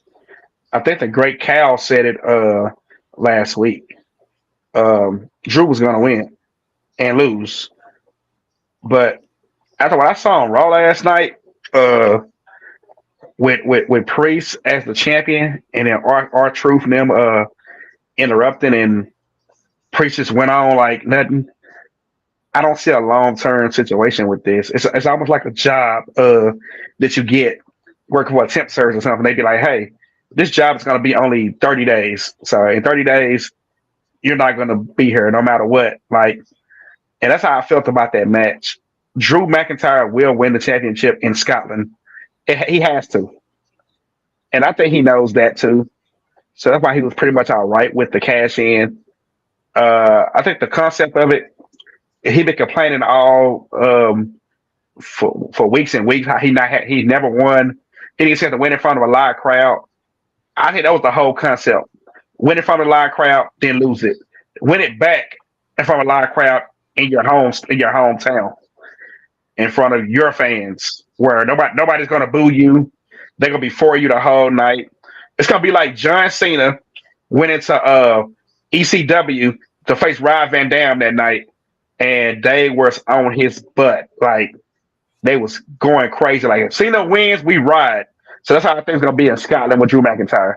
So I think Damian Priest's reign will come to an end in Scotland because, like I said, I don't like last night. Like I said last night, I didn't see nothing exciting about him being champion.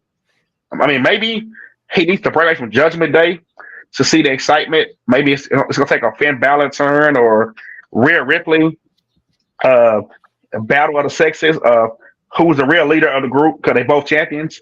But it like his reign gonna be a little stale, and I was just looking forward to McIntyre winning it back.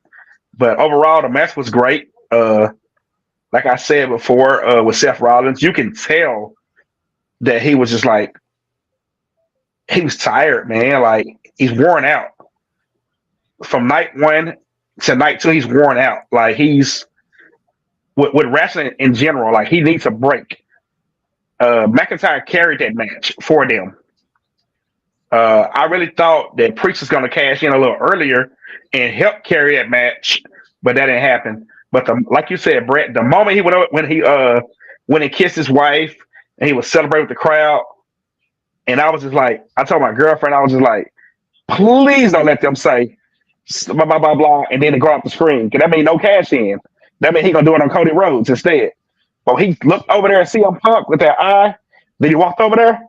I said, baby, this is where I'm going to get my moment. And she's like, what is the cash in? I said, you're going to see. Just keep watching. And so he walked over there, started talking that noise. I said, baby, Damien is coming. He's coming. And you were like, who is? She was like, who is Damien? This thing, you know, when Punk grabbed his leg and made him fall and got up and took that brace off and hit him with it.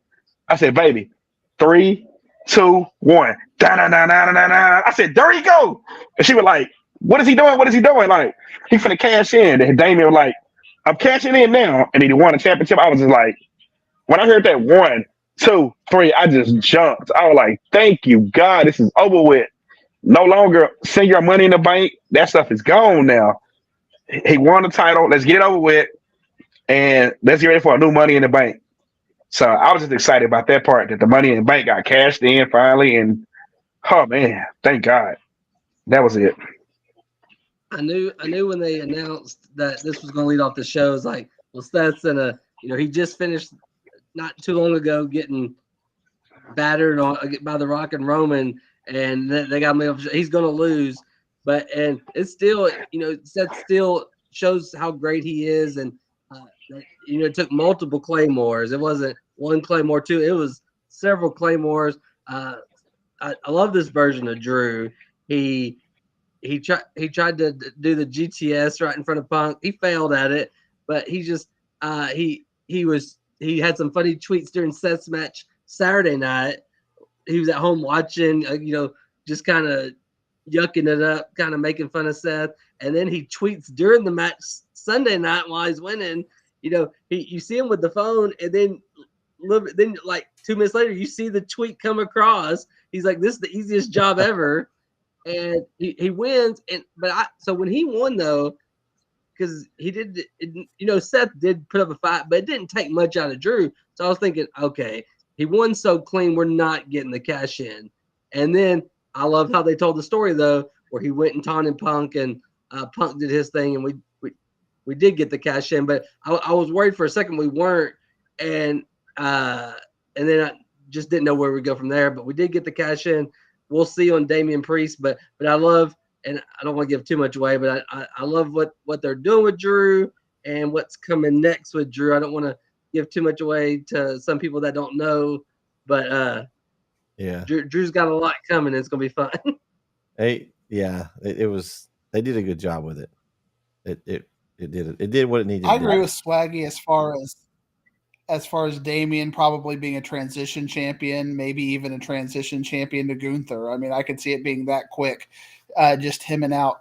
Y'all pretty much said it all, but at least I want to share my thoughts on just kind of the redemption arc of Seth Rollins throughout all of this, because even from that entrance, that Mardi Gras-like entrance, I know is their Philadelphia thing, I love that entrance, and even Pat McAfee, all them yucking it up as all those people were running around giving them high. I loved all of that aspect of it. And then at the end, did you get Adam Rose vibes though? That's what I got. little bit with but that. it was better. But then even at the end, The you had Rosebud. Seth in tears. Yeah. You had Seth in tears pointing at him saying, "You deserve this." I mean, every aspect of what Seth did, even in losses throughout these 2 nights, was just complete gold. So real MVP performance out of Seth throughout this whole thing. I agree. And we also, Diggs, you don't, but we also do know Damien's first opponent in defense. Found that out last night. I mean, it's Backlash is a throwaway pay-per-view, premium live event anyway. We know that, so we don't really get title changes on there. I don't know. I hope that's not the main event, but we'll see how they build that card. But yeah, we'll see. Be interesting. It's an interesting main event. You definitely need to check that out when we get off, Matt. It's worth the watch. All right, so next up on the card here was I don't want to say, yeah, I'm going to say it. The worst match of the night, from my opinion. Bobby Lashley and the Street Profits defeated Final Testament 8 minutes and 35 seconds. Okay, I can see it, Matt. I'm assuming you agree with me there. That this was a bad match for you. Yeah, and again, it had the opportunity to be so good, and they just don't let him go. And oh man, I would have loved if we got to hear New Jack music or something, and then just let them go throughout the stadium with New Jack music playing, Natural Born Killers play. I would have loved that. Just give me 10 minutes of that, 3-way cuts and all that with Bubba. But again, we just got such a cheesy match with Snoop Dogg basically being the highlight of it. It's like they said, okay, you can't have a good match because we're going to have Snoop Dogg on there. We don't want to overshadow. So disappointing. They don't want to overshadow him, right? I mean, that's why it wasn't a bathroom break match, because I had to hear I couldn't miss what Snoop was going to say, because you just have no idea. With him and McAfee and Corey Graves there, you never know what's going to be said, so you got to catch every second of it. And did you make that extra long cut on the table so it collapsed like that before you got it through? That was really seen that happen. Yeah. In a live wrestling like that. What did Snoop say? We got a defective picnic table is what he said or something. Yeah. But that was funny. That was funny. The match was not good, but I did we got Bubba, we got the Wazza, we got the get the tables, and it was it was the shtick match of the night, kind of like the Ray and them the night before. Not a good match. Just let's get a couple of shticks in and send them home. It was a comedy match for me. It was like more, I think for me, what really just did it for me, man, and I'm pretty sure I want y'all coach this too. I've seen a lot of matches where Montez Ford will jump over the rope and hit somebody, and they'll be down for like a couple of minutes. How in the hell is AOP down for 10 plus minutes off that move? It's because they're trying to protect AOP. They didn't want them to take the pin, I guess. I don't know. Like Karrion Kross took like a 7-minute, probably like a 5-minute beating, and they still didn't get up.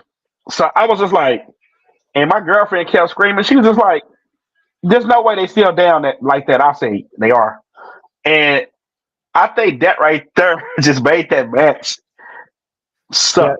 Yeah, BFAB got involved there, and as they Charlotte got in there, I mean, that was a pretty nasty bump they took. I think BFAB and Scarlett, I think they stole the match. If you ask me, that one move stole the whole match.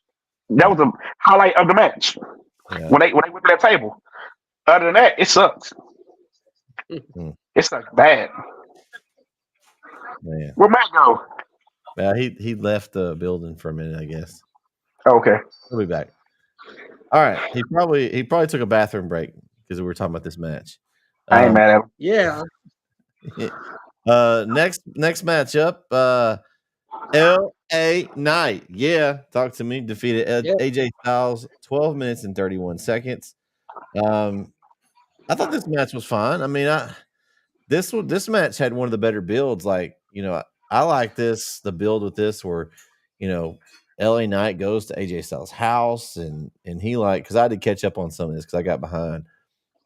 So I caught up over the last week or so and got arrested and like some of the stuff that, man, WWE hasn't done a lot of this lately here, like where they would film some stuff off site. Some stuff that I really like. Maybe I want to say like TNA and some of the other companies do a lot more of this kind of thing than WWE does. But this to me makes it more realistic. Like LA Knight is so ticked off that he went all the way to AJ Styles' house to get him some. Like they don't like each other. And so the match was pretty good. I mean, I liked it fine. It was good. I mean, to me, Give me stars, Bret. Stars, What does this mean? 3.5 stars for me, somewhere in there.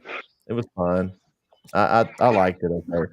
I wanted more from this match. Really, this is another one of those where I could have just said, "Hey, let's have a no rules match," because these guys literally wanted to just kill each other. Like, let's go in the stand and chairs. Let's fight through the crowd. Let's, I don't know. I think that would have been more appropriate since one of the stuff that we saw leading up to this match.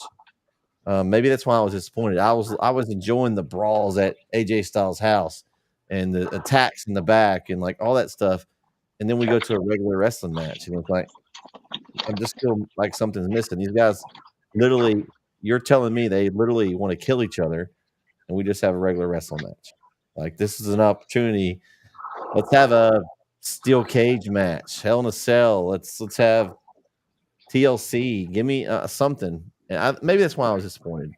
I thought the wrestling match was fine, but I think I was looking for more in the feud. The way they really did a good job leading up to it in this feud, kind of maybe similar to the Usos, not with a different, kind of the same thing. Like the blood feud they had. These guys, they might as well have a blood feud. I mean, they did a really good job of selling this match. I know Matt, is that what you're kind of thinking too? Or I mean, you're shaking your head or nodding your head. I've got a theory for you, and I think this is kind of a big picture thing. LA Knight for me has lost a little bit of his edge because we all know he's The Rock. I mean, he is The Rock light and the Attitude Era throwback.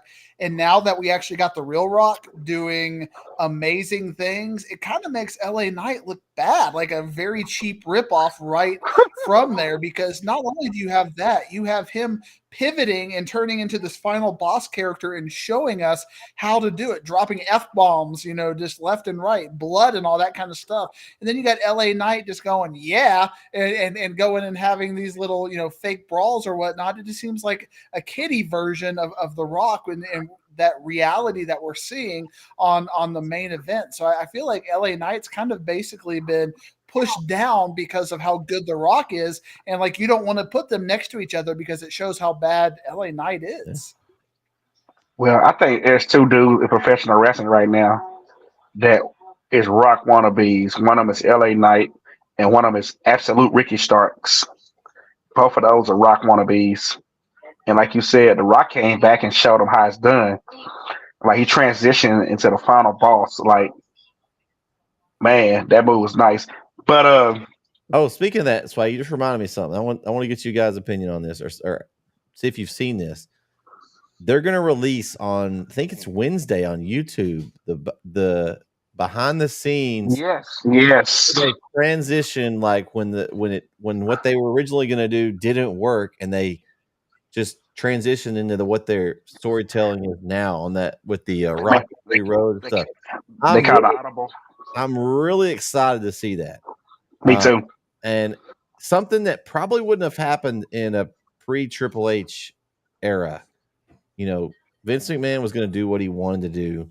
He wasn't going to listen. And so it didn't go the way they thought it would. They transitioned to it, and I think it's done something even greater than what they were going to do. And it's extended it. So now you've got more things you can do with this and make it last longer. I'm really excited about that. That just reminded me when you said that's coming out Wednesday, and I'm really looking forward to that.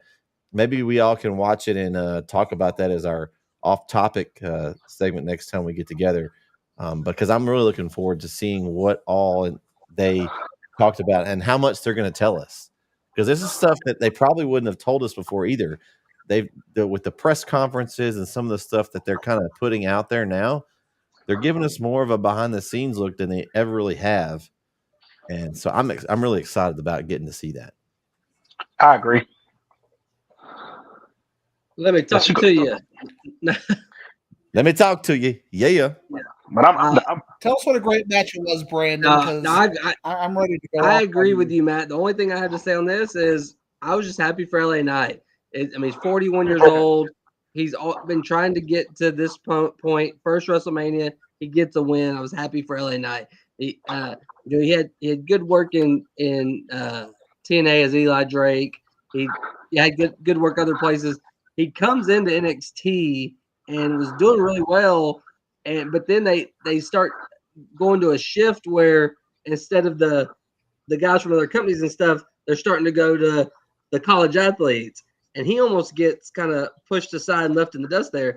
They change his whole character. They turn him into Max Dupree and the Max Male models, and that was just going to be a disaster from the beginning. And now to see where he's come from, and now to see where he is, I was just happy for LA not to get that moment. all I can think about is Mansoor and old boy just modeling. Man, those poor guys. What was it? What was the other one? The tall black guy's name? He just got the bad. They ruined that. What was their group with Ali? They could have made that so cool, and they ruined that. Retribution. And 3 years ago, that was the Raw After Mania ending. Dijak tweeted about that last night. He's like, that was and it was terrible. But yeah, they could have done so much with that. They had really good wrestlers and and they ruined it. Like they just took a dump on it and ruined it. I mean, it was. Yeah, I agree. Friday nights during football. I mean, I was hooked. Like, who is this? Who is this group? Like, who is in charge? Like, I was hooked on it. And then it came out and they were okay for a week. And then they started letting them get beat down. They're like they ruined it. That was one of those angles like that I just was so excited about. And they just that was back when we always talked about they did their normal WWE and they ruined it type thing. Same thing would be said for Almas. You ain't seen them on TV in I don't know how long. Oh, that's Kyle's favorite, Omos. Hey, but Big Bronson Reed was back on the TV though. Yeah, he won the Andre the Giant. Yeah. I thought of KO when that happened. See, that's my point. You just made, Matt. See, the Andre need to be on WrestleMania. Like that could be a part of WrestleMania again, like it was when it first started. We could have traded one of these matches out for that. Exactly. I'm pretty sure. We'll give him Rey Mysterio in the match or anybody match for in a heartbeat. Because see, I could have done that in the pre-show. I would have been fine with having that in the pre-show. That kind of match is fine. I mean, I just don't want to see like just a squash match or somebody that I don't want to see that. But Andre the Giant Memorial Battle Royal, I would be fine with that on the pre-show. That's good television. I'm fine. I think though if you're gonna do that, do it on the pre-show Saturday, and it gets you into one of the matches on Sunday. I like that because then it gives a little bit of a reason to watch it and a reason to want to win it. Yeah, I agree. But they have to put something on that SmackDown because that SmackDown's kind of that's the only thing on there outside of a couple promos. They've got to have something on that SmackDown too. Because they're wanting to sell a big gate for that. And if you don't have nothing on there, people aren't going to go when. Hey, but it's 17 consecutive sellouts, Prentice. They still would have gone. Right now it's hot. Yeah. Hey, I'm a part of that, by the way. Just so you guys know, I'm a part of that consecutive No part of sellouts. Yes, you are. You made it. Well, when you put the Hall of Fame on there, they're going to go to that regardless That's if you true. just But you have still gotta have it. You anything. still gotta have some kind of match, and so I'm fine with them having it there. But All right. Well, the next match was the United States Championship match, a triple threat. Logan Paul with the win over Randy Orton and Kevin Owens. Uncle Kevin, sorry, Kyle, did not get the win. In 17 minutes, 38 seconds. Man, there's Brandon. You were the only one that got this one correct, Brandon. This is the one that kind of puts you ahead there for not two. You did steal not two. You had the most, but man, this was a great match though. I mean, I loved it. I liked the way they just beat the living crap out of Logan Paul at first, and then finally they had to finally fight each other. You saw Randy Orton try to sneak one in, try to sneak an RKO in. I really enjoyed this match. I'm not a fan of Logan Paul. I like his work. He just annoys me. I guess he's a great heel. He annoys me, and I get tired of seeing him on my TV every week. But it is what it is. I guess he does a good heel work, but I take him and Austin Theory and Grayson Waller and put them in a room and just shut them away. I'd be okay with that. They're very annoying. I don't know what is. Again, Brett, give me stars. You said this was a great. I think match. a 4-star in this match. I enjoyed this match. I really did. I thought it was a solid match. I want to start with this one because I'm laughing for a reason over here. There's a person in this match that stole the whole show that wasn't even involved in the match. Pat McAfee stole the show when KR Speed got RKO'd. That was the fun. He was like, "Is he dead?" Like, it was hilarious, man. He has not moved.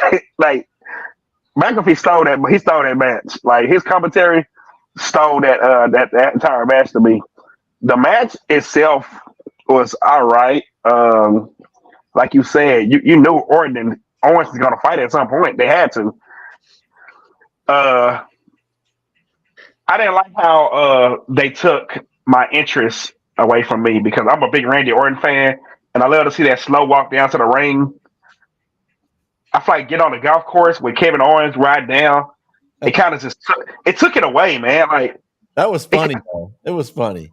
I think it was funny because like Randy Orton thought he was scared, like he was gonna fall off the golf cart. It was kind of funny. He was like, "Whoa!" Kevin Owens took off in that thing, and he looked like he was scared for his life there for a minute. But it was a little different. But I thought it was the comedy part of it was, and I think it's kind of sold the opening story. Like, okay, it's them two versus Logan Paul. They're coming in together. They're riding the golf cart together. Kind of okay. So it's 2-on-1 here for a minute, but eventually it broke out and they went against each other. But I don't. The reason I don't like Logan Paul, and I feel like this is the way the Miz was for a while. They don't make him look strong.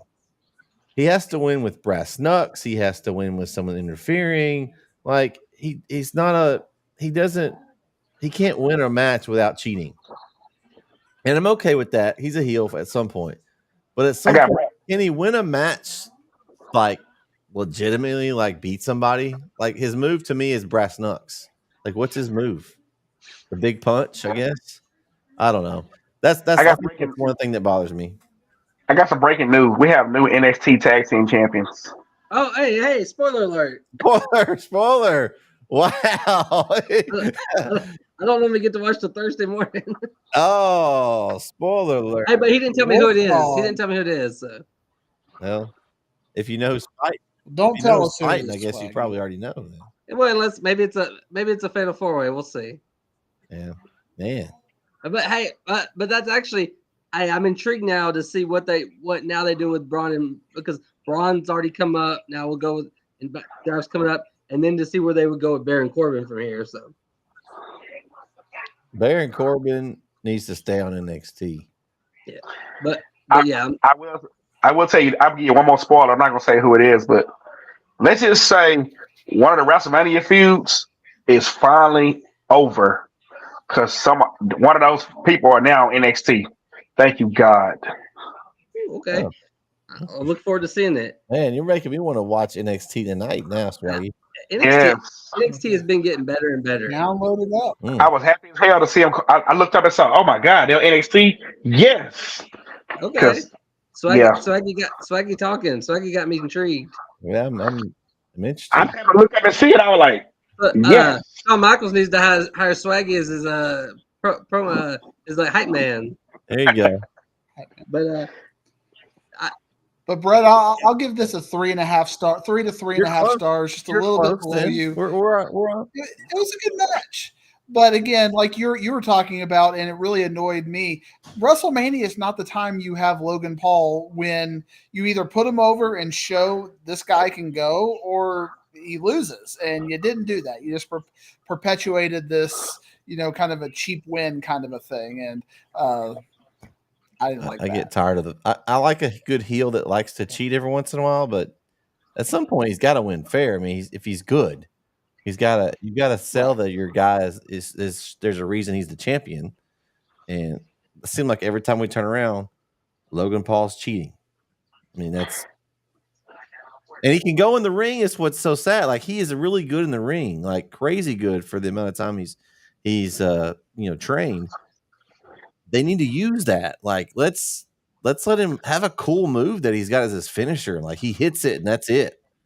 Maybe he cheats a little bit, like maybe he pokes his eye or something, but then he hits a big move on him and finishes him off instead of like let's hit him with a brass knucks and then it's over. Like he can still cheat, but let's give him some legitimacy with like a cool finisher that's like a legit, really awesome move. That's what I want to see that. Well, he did. Well, let me say this to Logan real quick. Hey, Logan, if you are watching this show by chance some kind of way, your prime drink is awesome. I love it. I tried it today for the first time. Brandon's got it with him. He's got some. That's my favorite one right here. That's pop. Yes. I take Prime over Red Bull any day now. Prime is number one. I drank a Prime this morning, y'all. I've been on cloud 9 ever since. Like, do the energy drink. Yeah, sponsor us. Swaggy. That's Prime Energy. That'd be a nice sponsor for the office. Yeah, I don't do the energy. But I just do the hydration drink. Hey, that track had me growing today. I was at work working hard. I was like, wow. Thank you, Logan. Yeah, Diggs. Yeah. Man, Sonic. Yeah. Hey, Bret, you need to get on the phone with them and get them to be a co-ad under Azalea. Okay. Sonic, we can do that. Use Sonic for off the ropes. Yeah. Awesome. Sonic. All right, Brandon, what do you think about the match? Well, first, I really like Logan Paul's entrance. I thought that, kept riding on the Prime bottle on the Prime truck. Yeah. The bottle shoots some stuff, and we finally got some pyro. We didn't get hardly any pyro that first night. I don't know if it's because it's outside and windy but so we finally got some pyro, got some stuff there. I had, I picked Logan Paul, and I had a little thing before the Sammy match. Same thing. Sammy greets Kevin coming out, and I was like, oh no, I think Kevin's gonna win. Like I started to get that little feeling that Kevin might win because they did that same. They harkened back to it, and Sammy was like, "Hey, you got this." And but you were talking about the Logan Paul thing. He used the dots, but he used them pretty early in the he missed, and then he finished it with a legit finishing move, and he needed a finishing move from Kevin onto Ray, and he used their finishers to set up his finisher, and then got him out of the way. But I mean, he's got the frog splash. He's got splash. But he gets up. He's aerial. I know. But it's just like that. The frog splash to me is just like it's not a finisher. It's a finisher back when Eddie Guerrero in the 90s, whatever. That's kind of like what is it? Pedigree doesn't finish anybody anymore. Triple H put people away with the pedigree for 20 years, and now a pedigree that's a kick out at one. That's not even. It doesn't. That's true. Right. But he used the Nux in this match, but he didn't win with the Nux. The Nux were way before the finish. I know. I just get tired of the Nux. It's like that's his like go-to thing every time. Let's just get the Nux out and knock people out. But another thing, and I could tell it wasn't KSI this time because it wasn't big enough. KSI is a big dude. I was like, that's not KSI. I didn't know who was in there. Even then, when the mask comes off, like when they show his face, I still didn't know who it was. My 6-year-old son had to tell me. My 6-year-old son sitting back there because I was like, who is that? And he goes, that's Osho Speed. And I was like, how do you know that? He said, he's a YouTuber. I didn't know who it was either. I was like, who is that? Yeah, my son had to tell me who it was, and I don't know if that's good or bad, Brandon. Yeah. We'll cross that bridge another time. But I looked him up, and he's got a huge following. So he's got like 50 something million on YouTube. So he needs to follow our podcast as well. Yeah. Okay. He's got a cool Ronaldo car. So. One more thing about Logan before we get off this. You have to realize this. The WWE is with that situation, they're making a real smart business decision. I'm gonna tell you why.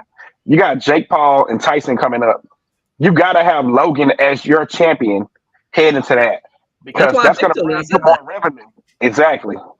So that's why I believe Logan is still champion. Well, also they had the Prime Hydration Station there. They had his logo in the middle. Like this was the first PLE. It's gonna be on for everyone, so he's not gonna win every match. But this is the first PLE with his sponsorship everywhere. I was like, they're not gonna have him lose. And SummerSlam's in his hometown. I think he takes the belt into SummerSlam. He may lose it there, but he's gonna take it into Cleveland. But also the one other last thing on this match that surprised me that we didn't get an A-Town Down interference. I thought it was a given that they would show up during a triple threat match. I thought it was a given they would show up, but they pieced out. They got their belts. They're out. I know. I went to celebrate. But that was the night before. I thought Saturday. That was funny. Yeah, I thought they would be there. They were run after that golf course. That was hilarious. Oh man! All right, the next match, one of my favorite moments of the weekend, is Bayley defeats Io Sky 14 minutes and 26 seconds to win the WWE Women's Championship. There was one thing about this match that I did not like, and it was the intro. I wanted this intro. I wanted the old school Bayley, and they disappointed me with some crappy entrance that they've given her. She needs this back. She needs this entrance. So WWE, if you're watching, please bring back the old school Bayley song and whatever that was they gave her. I just didn't enjoy the entrance. The only thing about the match I didn't like, it was as close to a perfect match as you could find. The storytelling coming in, obviously the story told itself. Both Io and Bayley can go in the ring. I mean, it wasn't a 5, but it was a 4.5 to me. I enjoyed this match thoroughly. The story it had in ring, and Bayley gets her moment at WrestleMania, which much deserved. As watching all the matches that she puts on, I think she's one of the most underrated workers in the ring too. Like some of the matches I've seen, they haven't let her really go a whole lot lately, but she got to show a little bit in this match. Of course, Io can go, and I just really enjoyed this one. It was one of my favorite moments of the weekend.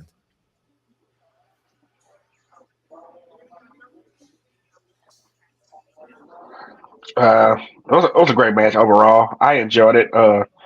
I thought it'd be more outside interference, but it was a one-on-one match. They went the right route. The right person won. SmackDown gonna be interesting Friday night. I mean, Bret, I love everything you said, but you always oversell these things. Calling that a 4.5 star match, it was good. I mean, to be clear, it was good. I think maybe our scales are just a little bit off. I'd say 3.5, 4. It was probably the right there tied for, other than the main events, second or third best match of the card. Way better than Rhea and Rhea and Becky. So I really enjoyed the match. It was a good, solid championship match to get us to the main event. It's kind of what you want to see in that spot, kind of like you saw Gunter and Sammy the night before. Was probably the second best match of Saturday. I think this was definitely the second best match of maybe. Right, it was a different kind of match than Drew, and in that whole thing, but it was still really enjoyable. I thought at first I thought I was going to agree with Diggs a lot there, and I did at first, and then I didn't think it was the second best match of the night. I mean, I thought it was a good match. I thought, you said it was in a good. I thought it got the match placement kind of hurt it, and I just because at that point you're just kind of itching for Cody and them, and I think the match and the crowd was really dead during this match. And we didn't talk about that. The crowd was really dead on Saturday.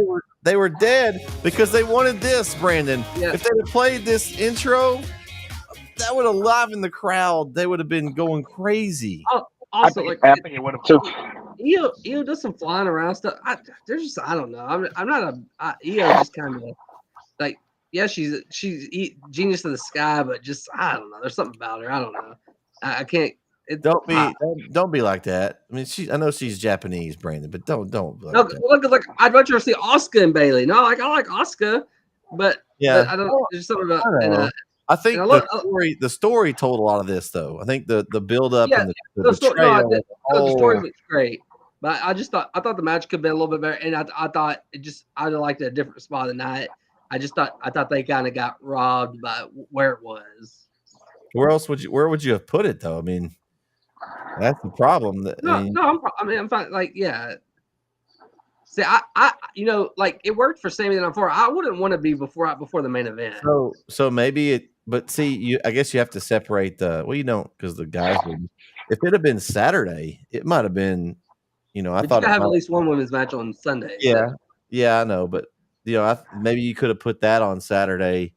It might have been a little bit, because there was a few bombs on Saturday. Honestly, well, yeah, I'm Sunday's card was so good. I think that's part of the reason why it kind of. You only had 6 matches on Sunday too. It was just like it was bang, bang, bang. And I may be a little partial because I'm just a big Bayley fan. I like Bayley too, and I thought Bayley did great. I just I guess it's more.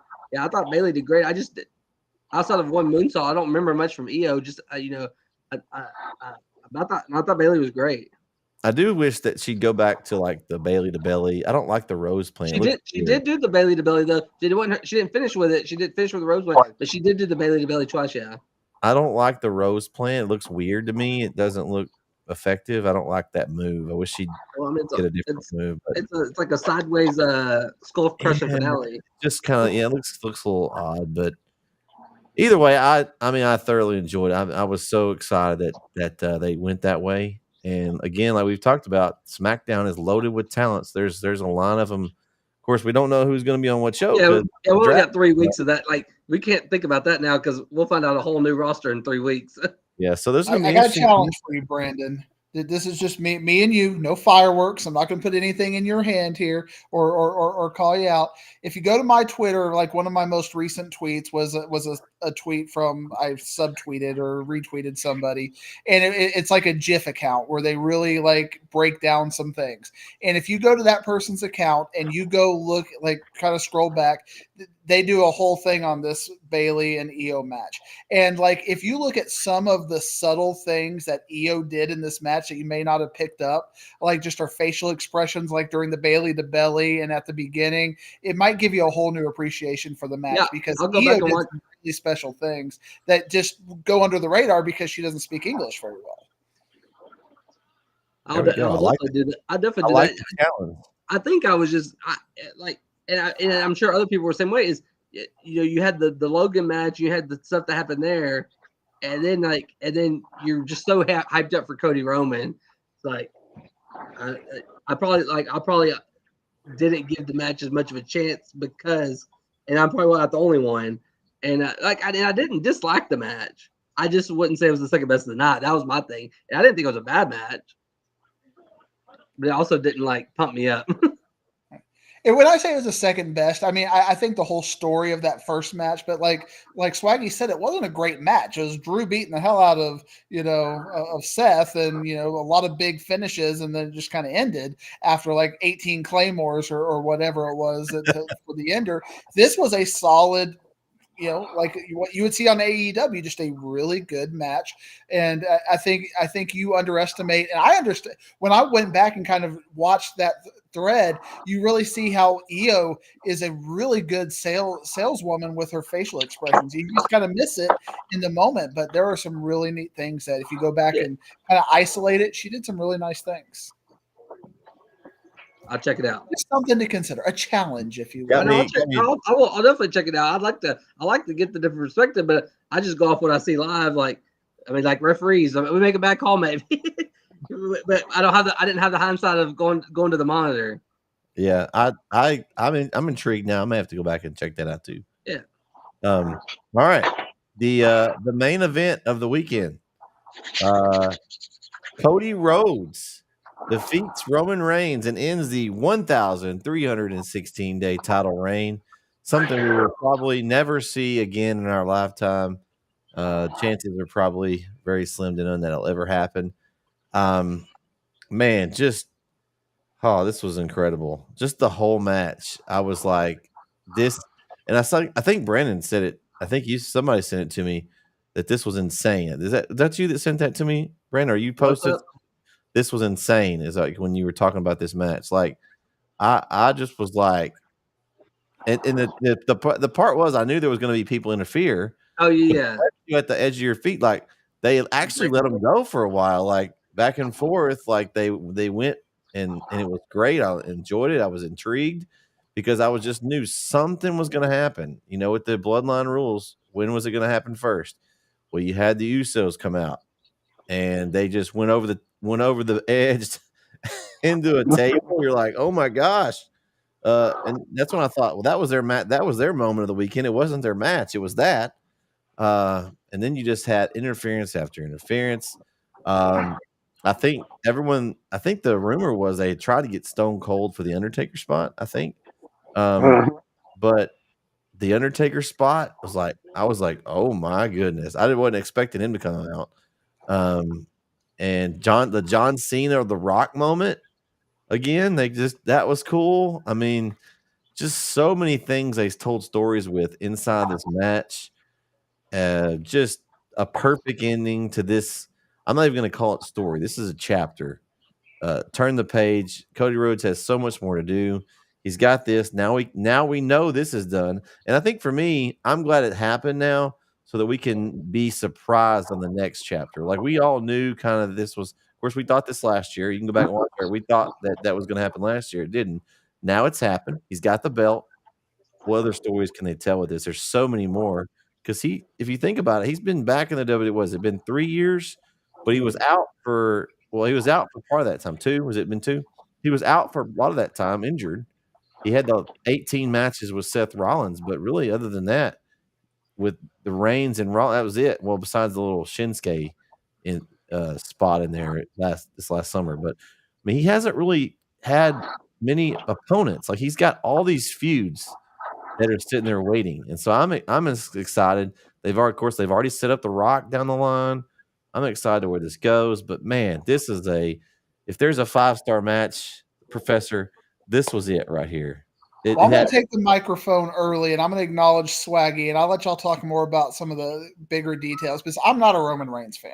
I know Swaggy is, and you can throw your ones up and all this and whatnot. I've been tired of him for 2 years, and I was tired of him. I was one of the ones chanting "F you" at the Philadelphia, after WrestleMania after he beat the Undertaker, and people were tired. I have not liked Roman Reigns. I think he's been pushed down our throat, and the quality of both matches that he did was fantastic. And sometimes you can tell from people like you're going to lose because you just don't go in like Brock and Goldberg like 10 years ago. They didn't want to be there. They're just going out. He gave us everything. He looked great. I mean, he looked like he could, like the best shape he's been in a while. Thank you, Roman. You gave us great entertainment. You sold that as if you were going to go in there and win. His commentary throughout the match, his confidence, the fact that he could do that and know he was losing. My respect increased for Roman despite not liking him in these two performances. I was really impressed with what he did. I think I'm gonna go next. I think for me about Roman, what I love about him the most, like you said, he talked noise through the whole match, and it makes it so entertaining for his saying, like, he'll look at Paul, be like, he really think he can beat me, and Paul be like, you're the tribal chief, like it just, he sells it.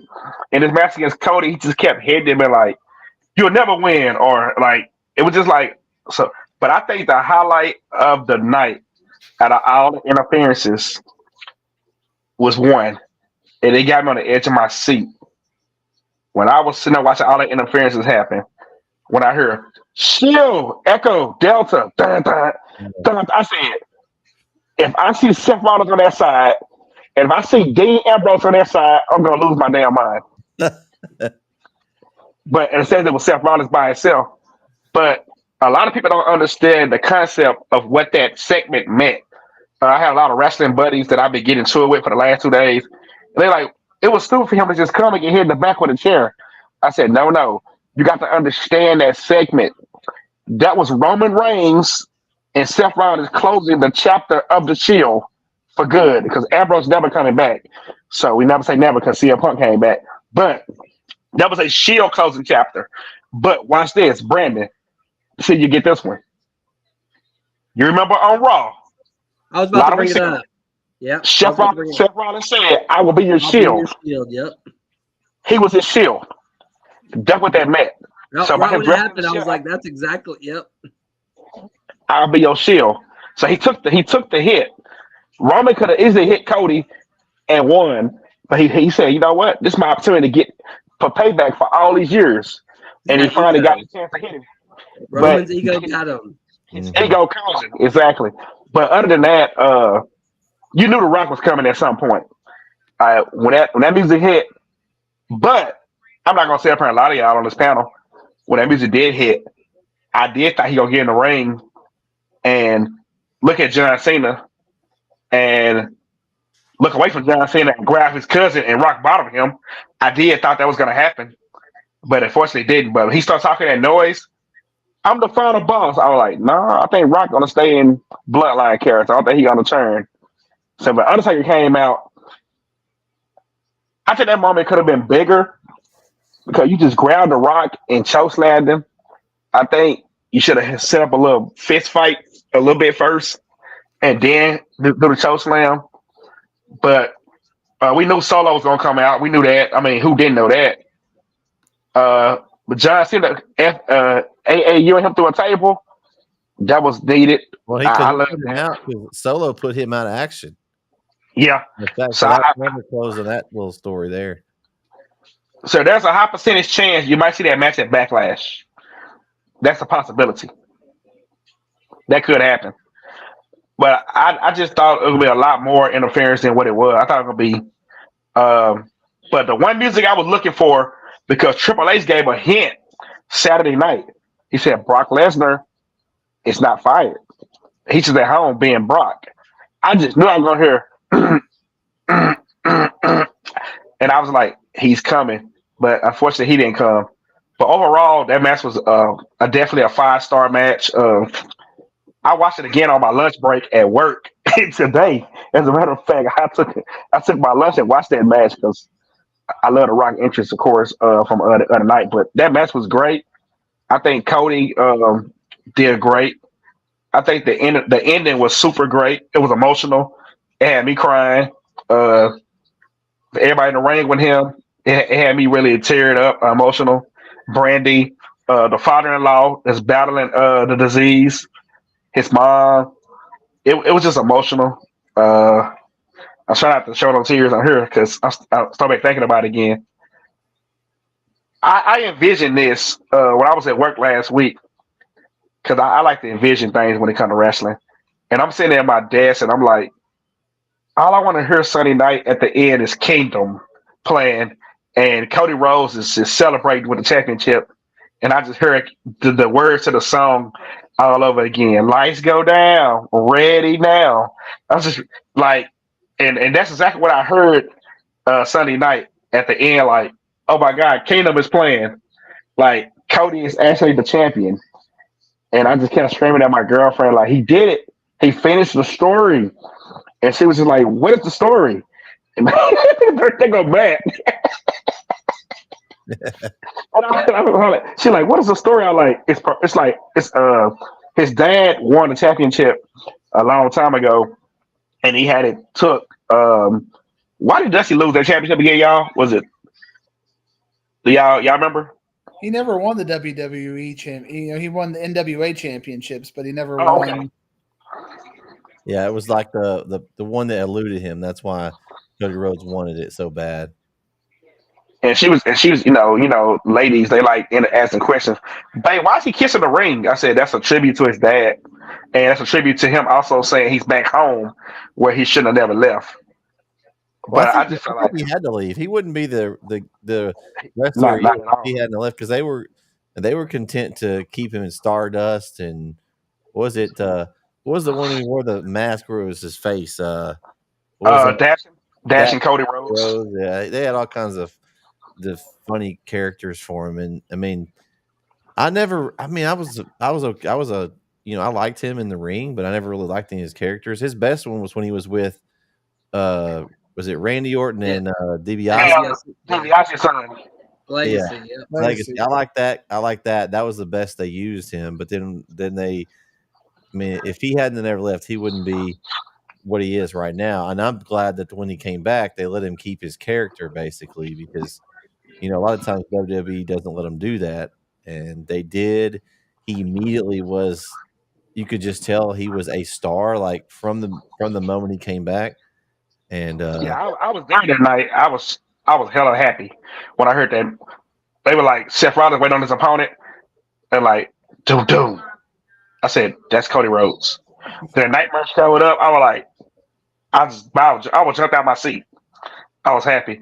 But I think the thing, the last thing I want to say about the main event, this was the perfect time to let Orton come out and be a part of that interference and get some retribution.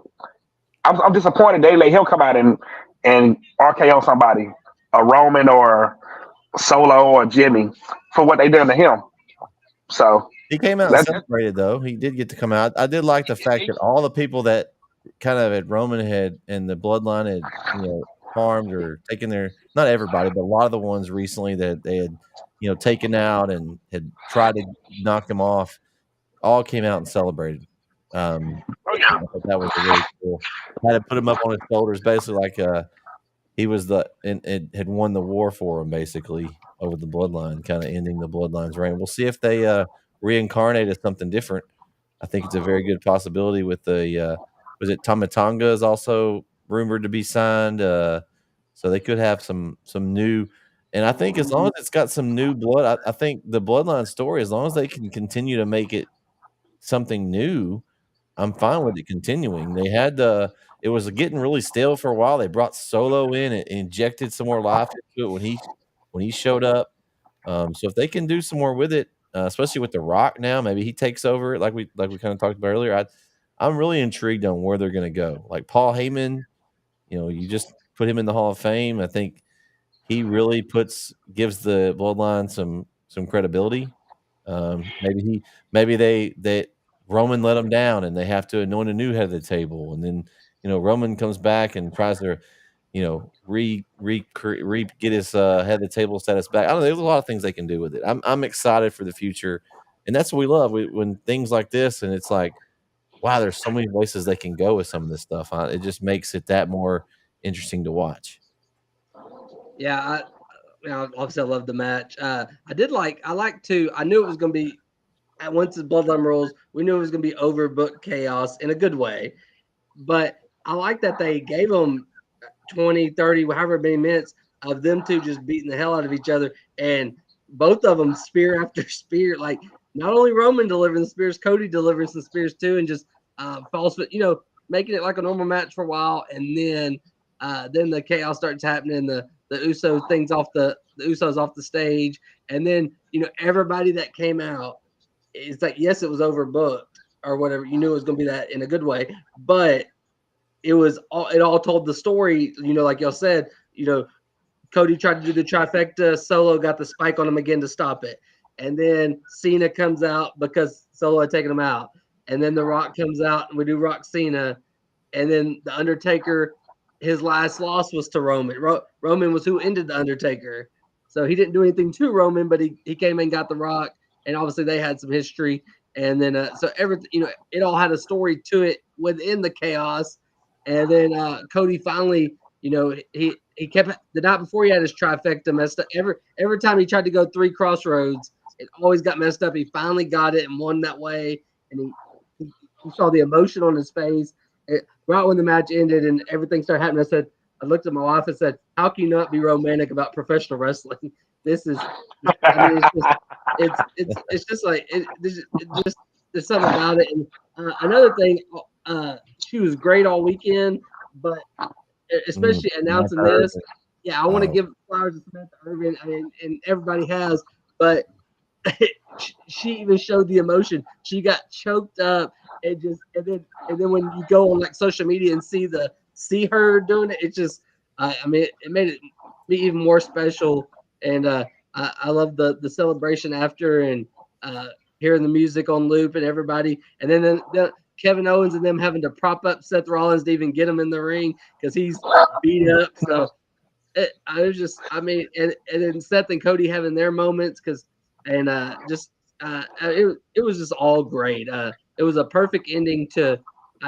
It was not a perfect WrestleMania, but it was a really good 13 matches. Not everyone's going to be good, but it was a good WrestleMania, a really good WrestleMania.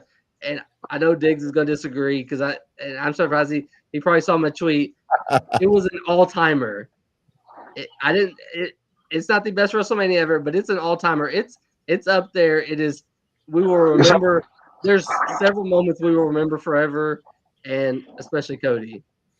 It is absolutely up there, and just one thing, and I've tweeted about this. The way that even Seth fell when he got chair shotted, the same exact way that Roman fell when he got chair shotted, just the way he even landed on the rope is just genius storytelling. Like you said, how could you not be romantic? This was clearly the best WrestleMania of the 2-night era. I think we're on year 4 or 5 of the 2-night era. Clearly the best of that. It's hard to, put it up against some of the older ones, but it's definitely memorable. It's going to definitely be top 8 at the very least. But I think some others had better undercards. So, it's going to be kind of hard to measure that. And then how do you measure 8 hours versus 3.5 hours back in the day? So there's some calibration issues you got to work out in figuring that out, but definitely the best of the 2-night era. I do got a question. How much different too? Could y'all imagine if this was just been one night? How it would have took it away from the Cody match because one, they wouldn't have had multiple matches probably. Or they still might have because they used to do multiple matches on, but because like watching those old WrestleManias, Bret Hart would have 2 or 3 matches and it was only a 3.5 hour show. But I could just not because I remember the last couple one-nighters they did, they were like 10.5, 11 hours. And we were just, by the time the main event got there, it wasn't that it wasn't good. It was just, we didn't have nothing left.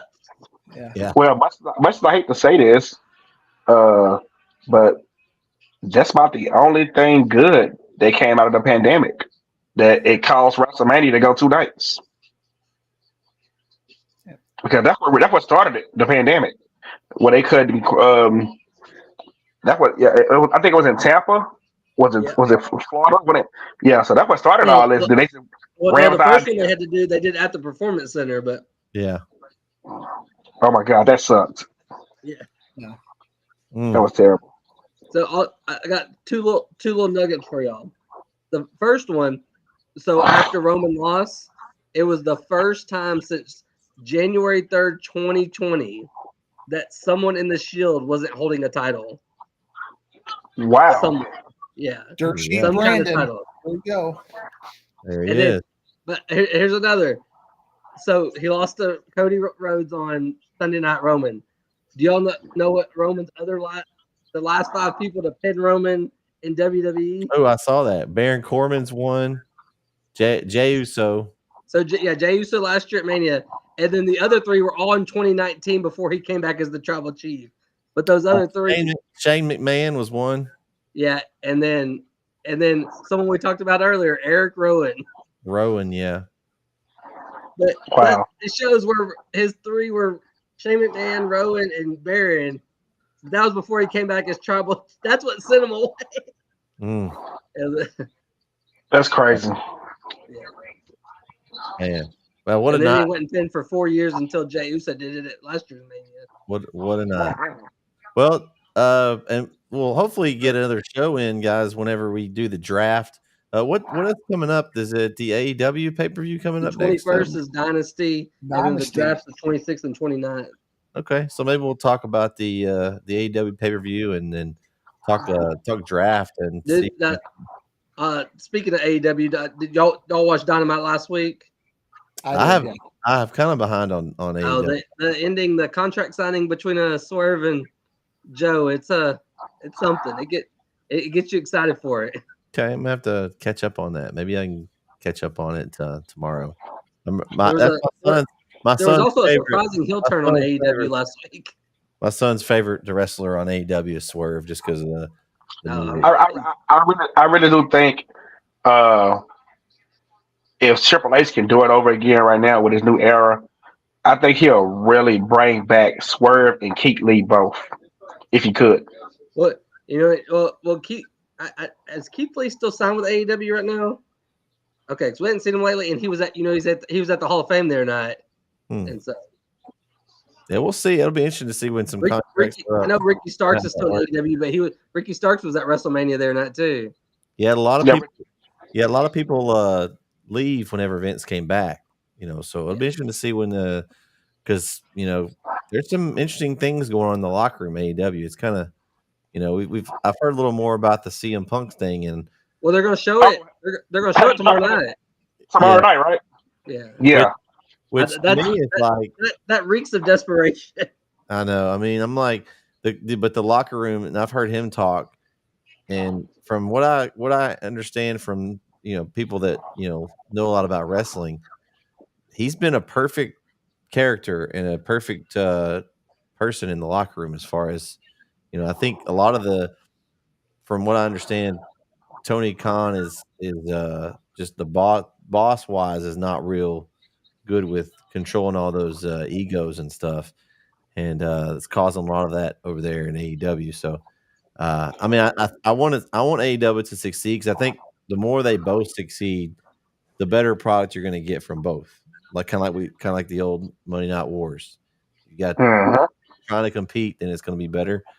But it does make it interesting. I mean, we know CM Punk's had his ways, but since he's been back, he only had trouble in AEW. Now, I know he hadn't been in WWE very long, but I mean, you would think by now you would have heard somebody having a problem. And from what I've read everywhere that I've read my wrestling scoops from, he has been an absolute locker room leader, so that's really, really interesting. But we'll come back and talk about that pay-per-view and then the draft, and maybe maybe your fearless foes, Matt, will return. Maybe we can get Jereme and KO and get a full house in here. I thought KO was going to pop on at some time, but I guess. Yeah, the news with the weather tonight. Maybe the news station was been busy. There's a lot of that going on. I thought he was going to be off tonight. I guess he got called in because he was supposed to be calling a game, but. Yeah, he was supposed to do a game, but when the news station needs him, he is like the man. So he has to go in and run everything. I'm sure he's real excited. Analyzing precipitation on softball fields and Okay. Yeah. Hey Diggs, I also got to tell you, congratulations, Plano East. ESPN ranked them as the number 2 high school team in the nation today. They ranked them 12th in their rankings, but they're the second out of the actual high schools. Number 2. Number 2 is the first loser. Well, number one's the Columbus, the Boozers. The Boozers? Yeah, Boozer Twins. The Boozer Twins. Oh, the Twins. Yeah. Okay. Well, We'll take it. Yeah. And that was one of the best stories in a while. I even retweeted your Tyler Legacy coach talking about how he hopes everybody can be like Plano East. You know, it was a great story. On that note, speaking of great stories, we'll end with this tonight. Thanks for tuning in to Off the Ropes. It's episode 22, WrestleMania Review Show. We'll be back here in a few weeks to talk AEW pay-per-view and the WWE Draft. I'm Mr. Netison, Brett Swinney. For the Professor, Matt Diggs, Brendan Ogden, and Swaggy, the final boss. Signing off for this evening. Make sure you go subscribe to our YouTube channel, Disrespect Sports Network, where all our Off the Ropes segments are. Thanks for tuning in tonight. Everyone have a great rest of your week. We'll see you next time right here on Off the Ropes.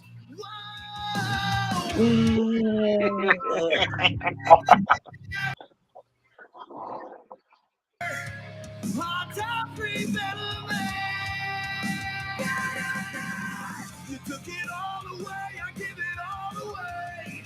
Can't take my freedom. Here to change the game, a better man to play. I built my kingdom. Now you bow to me. You took my dreams, but not my name. You'll follow me until the end. I am my kingdom. Lights go down, I'm ready now. Tear this roof off for the town. Gonna give them what they came to see. Hear the crowd on the toes, ready for me to start the show. Out the curtain, lights go up, I'm home. Whoa,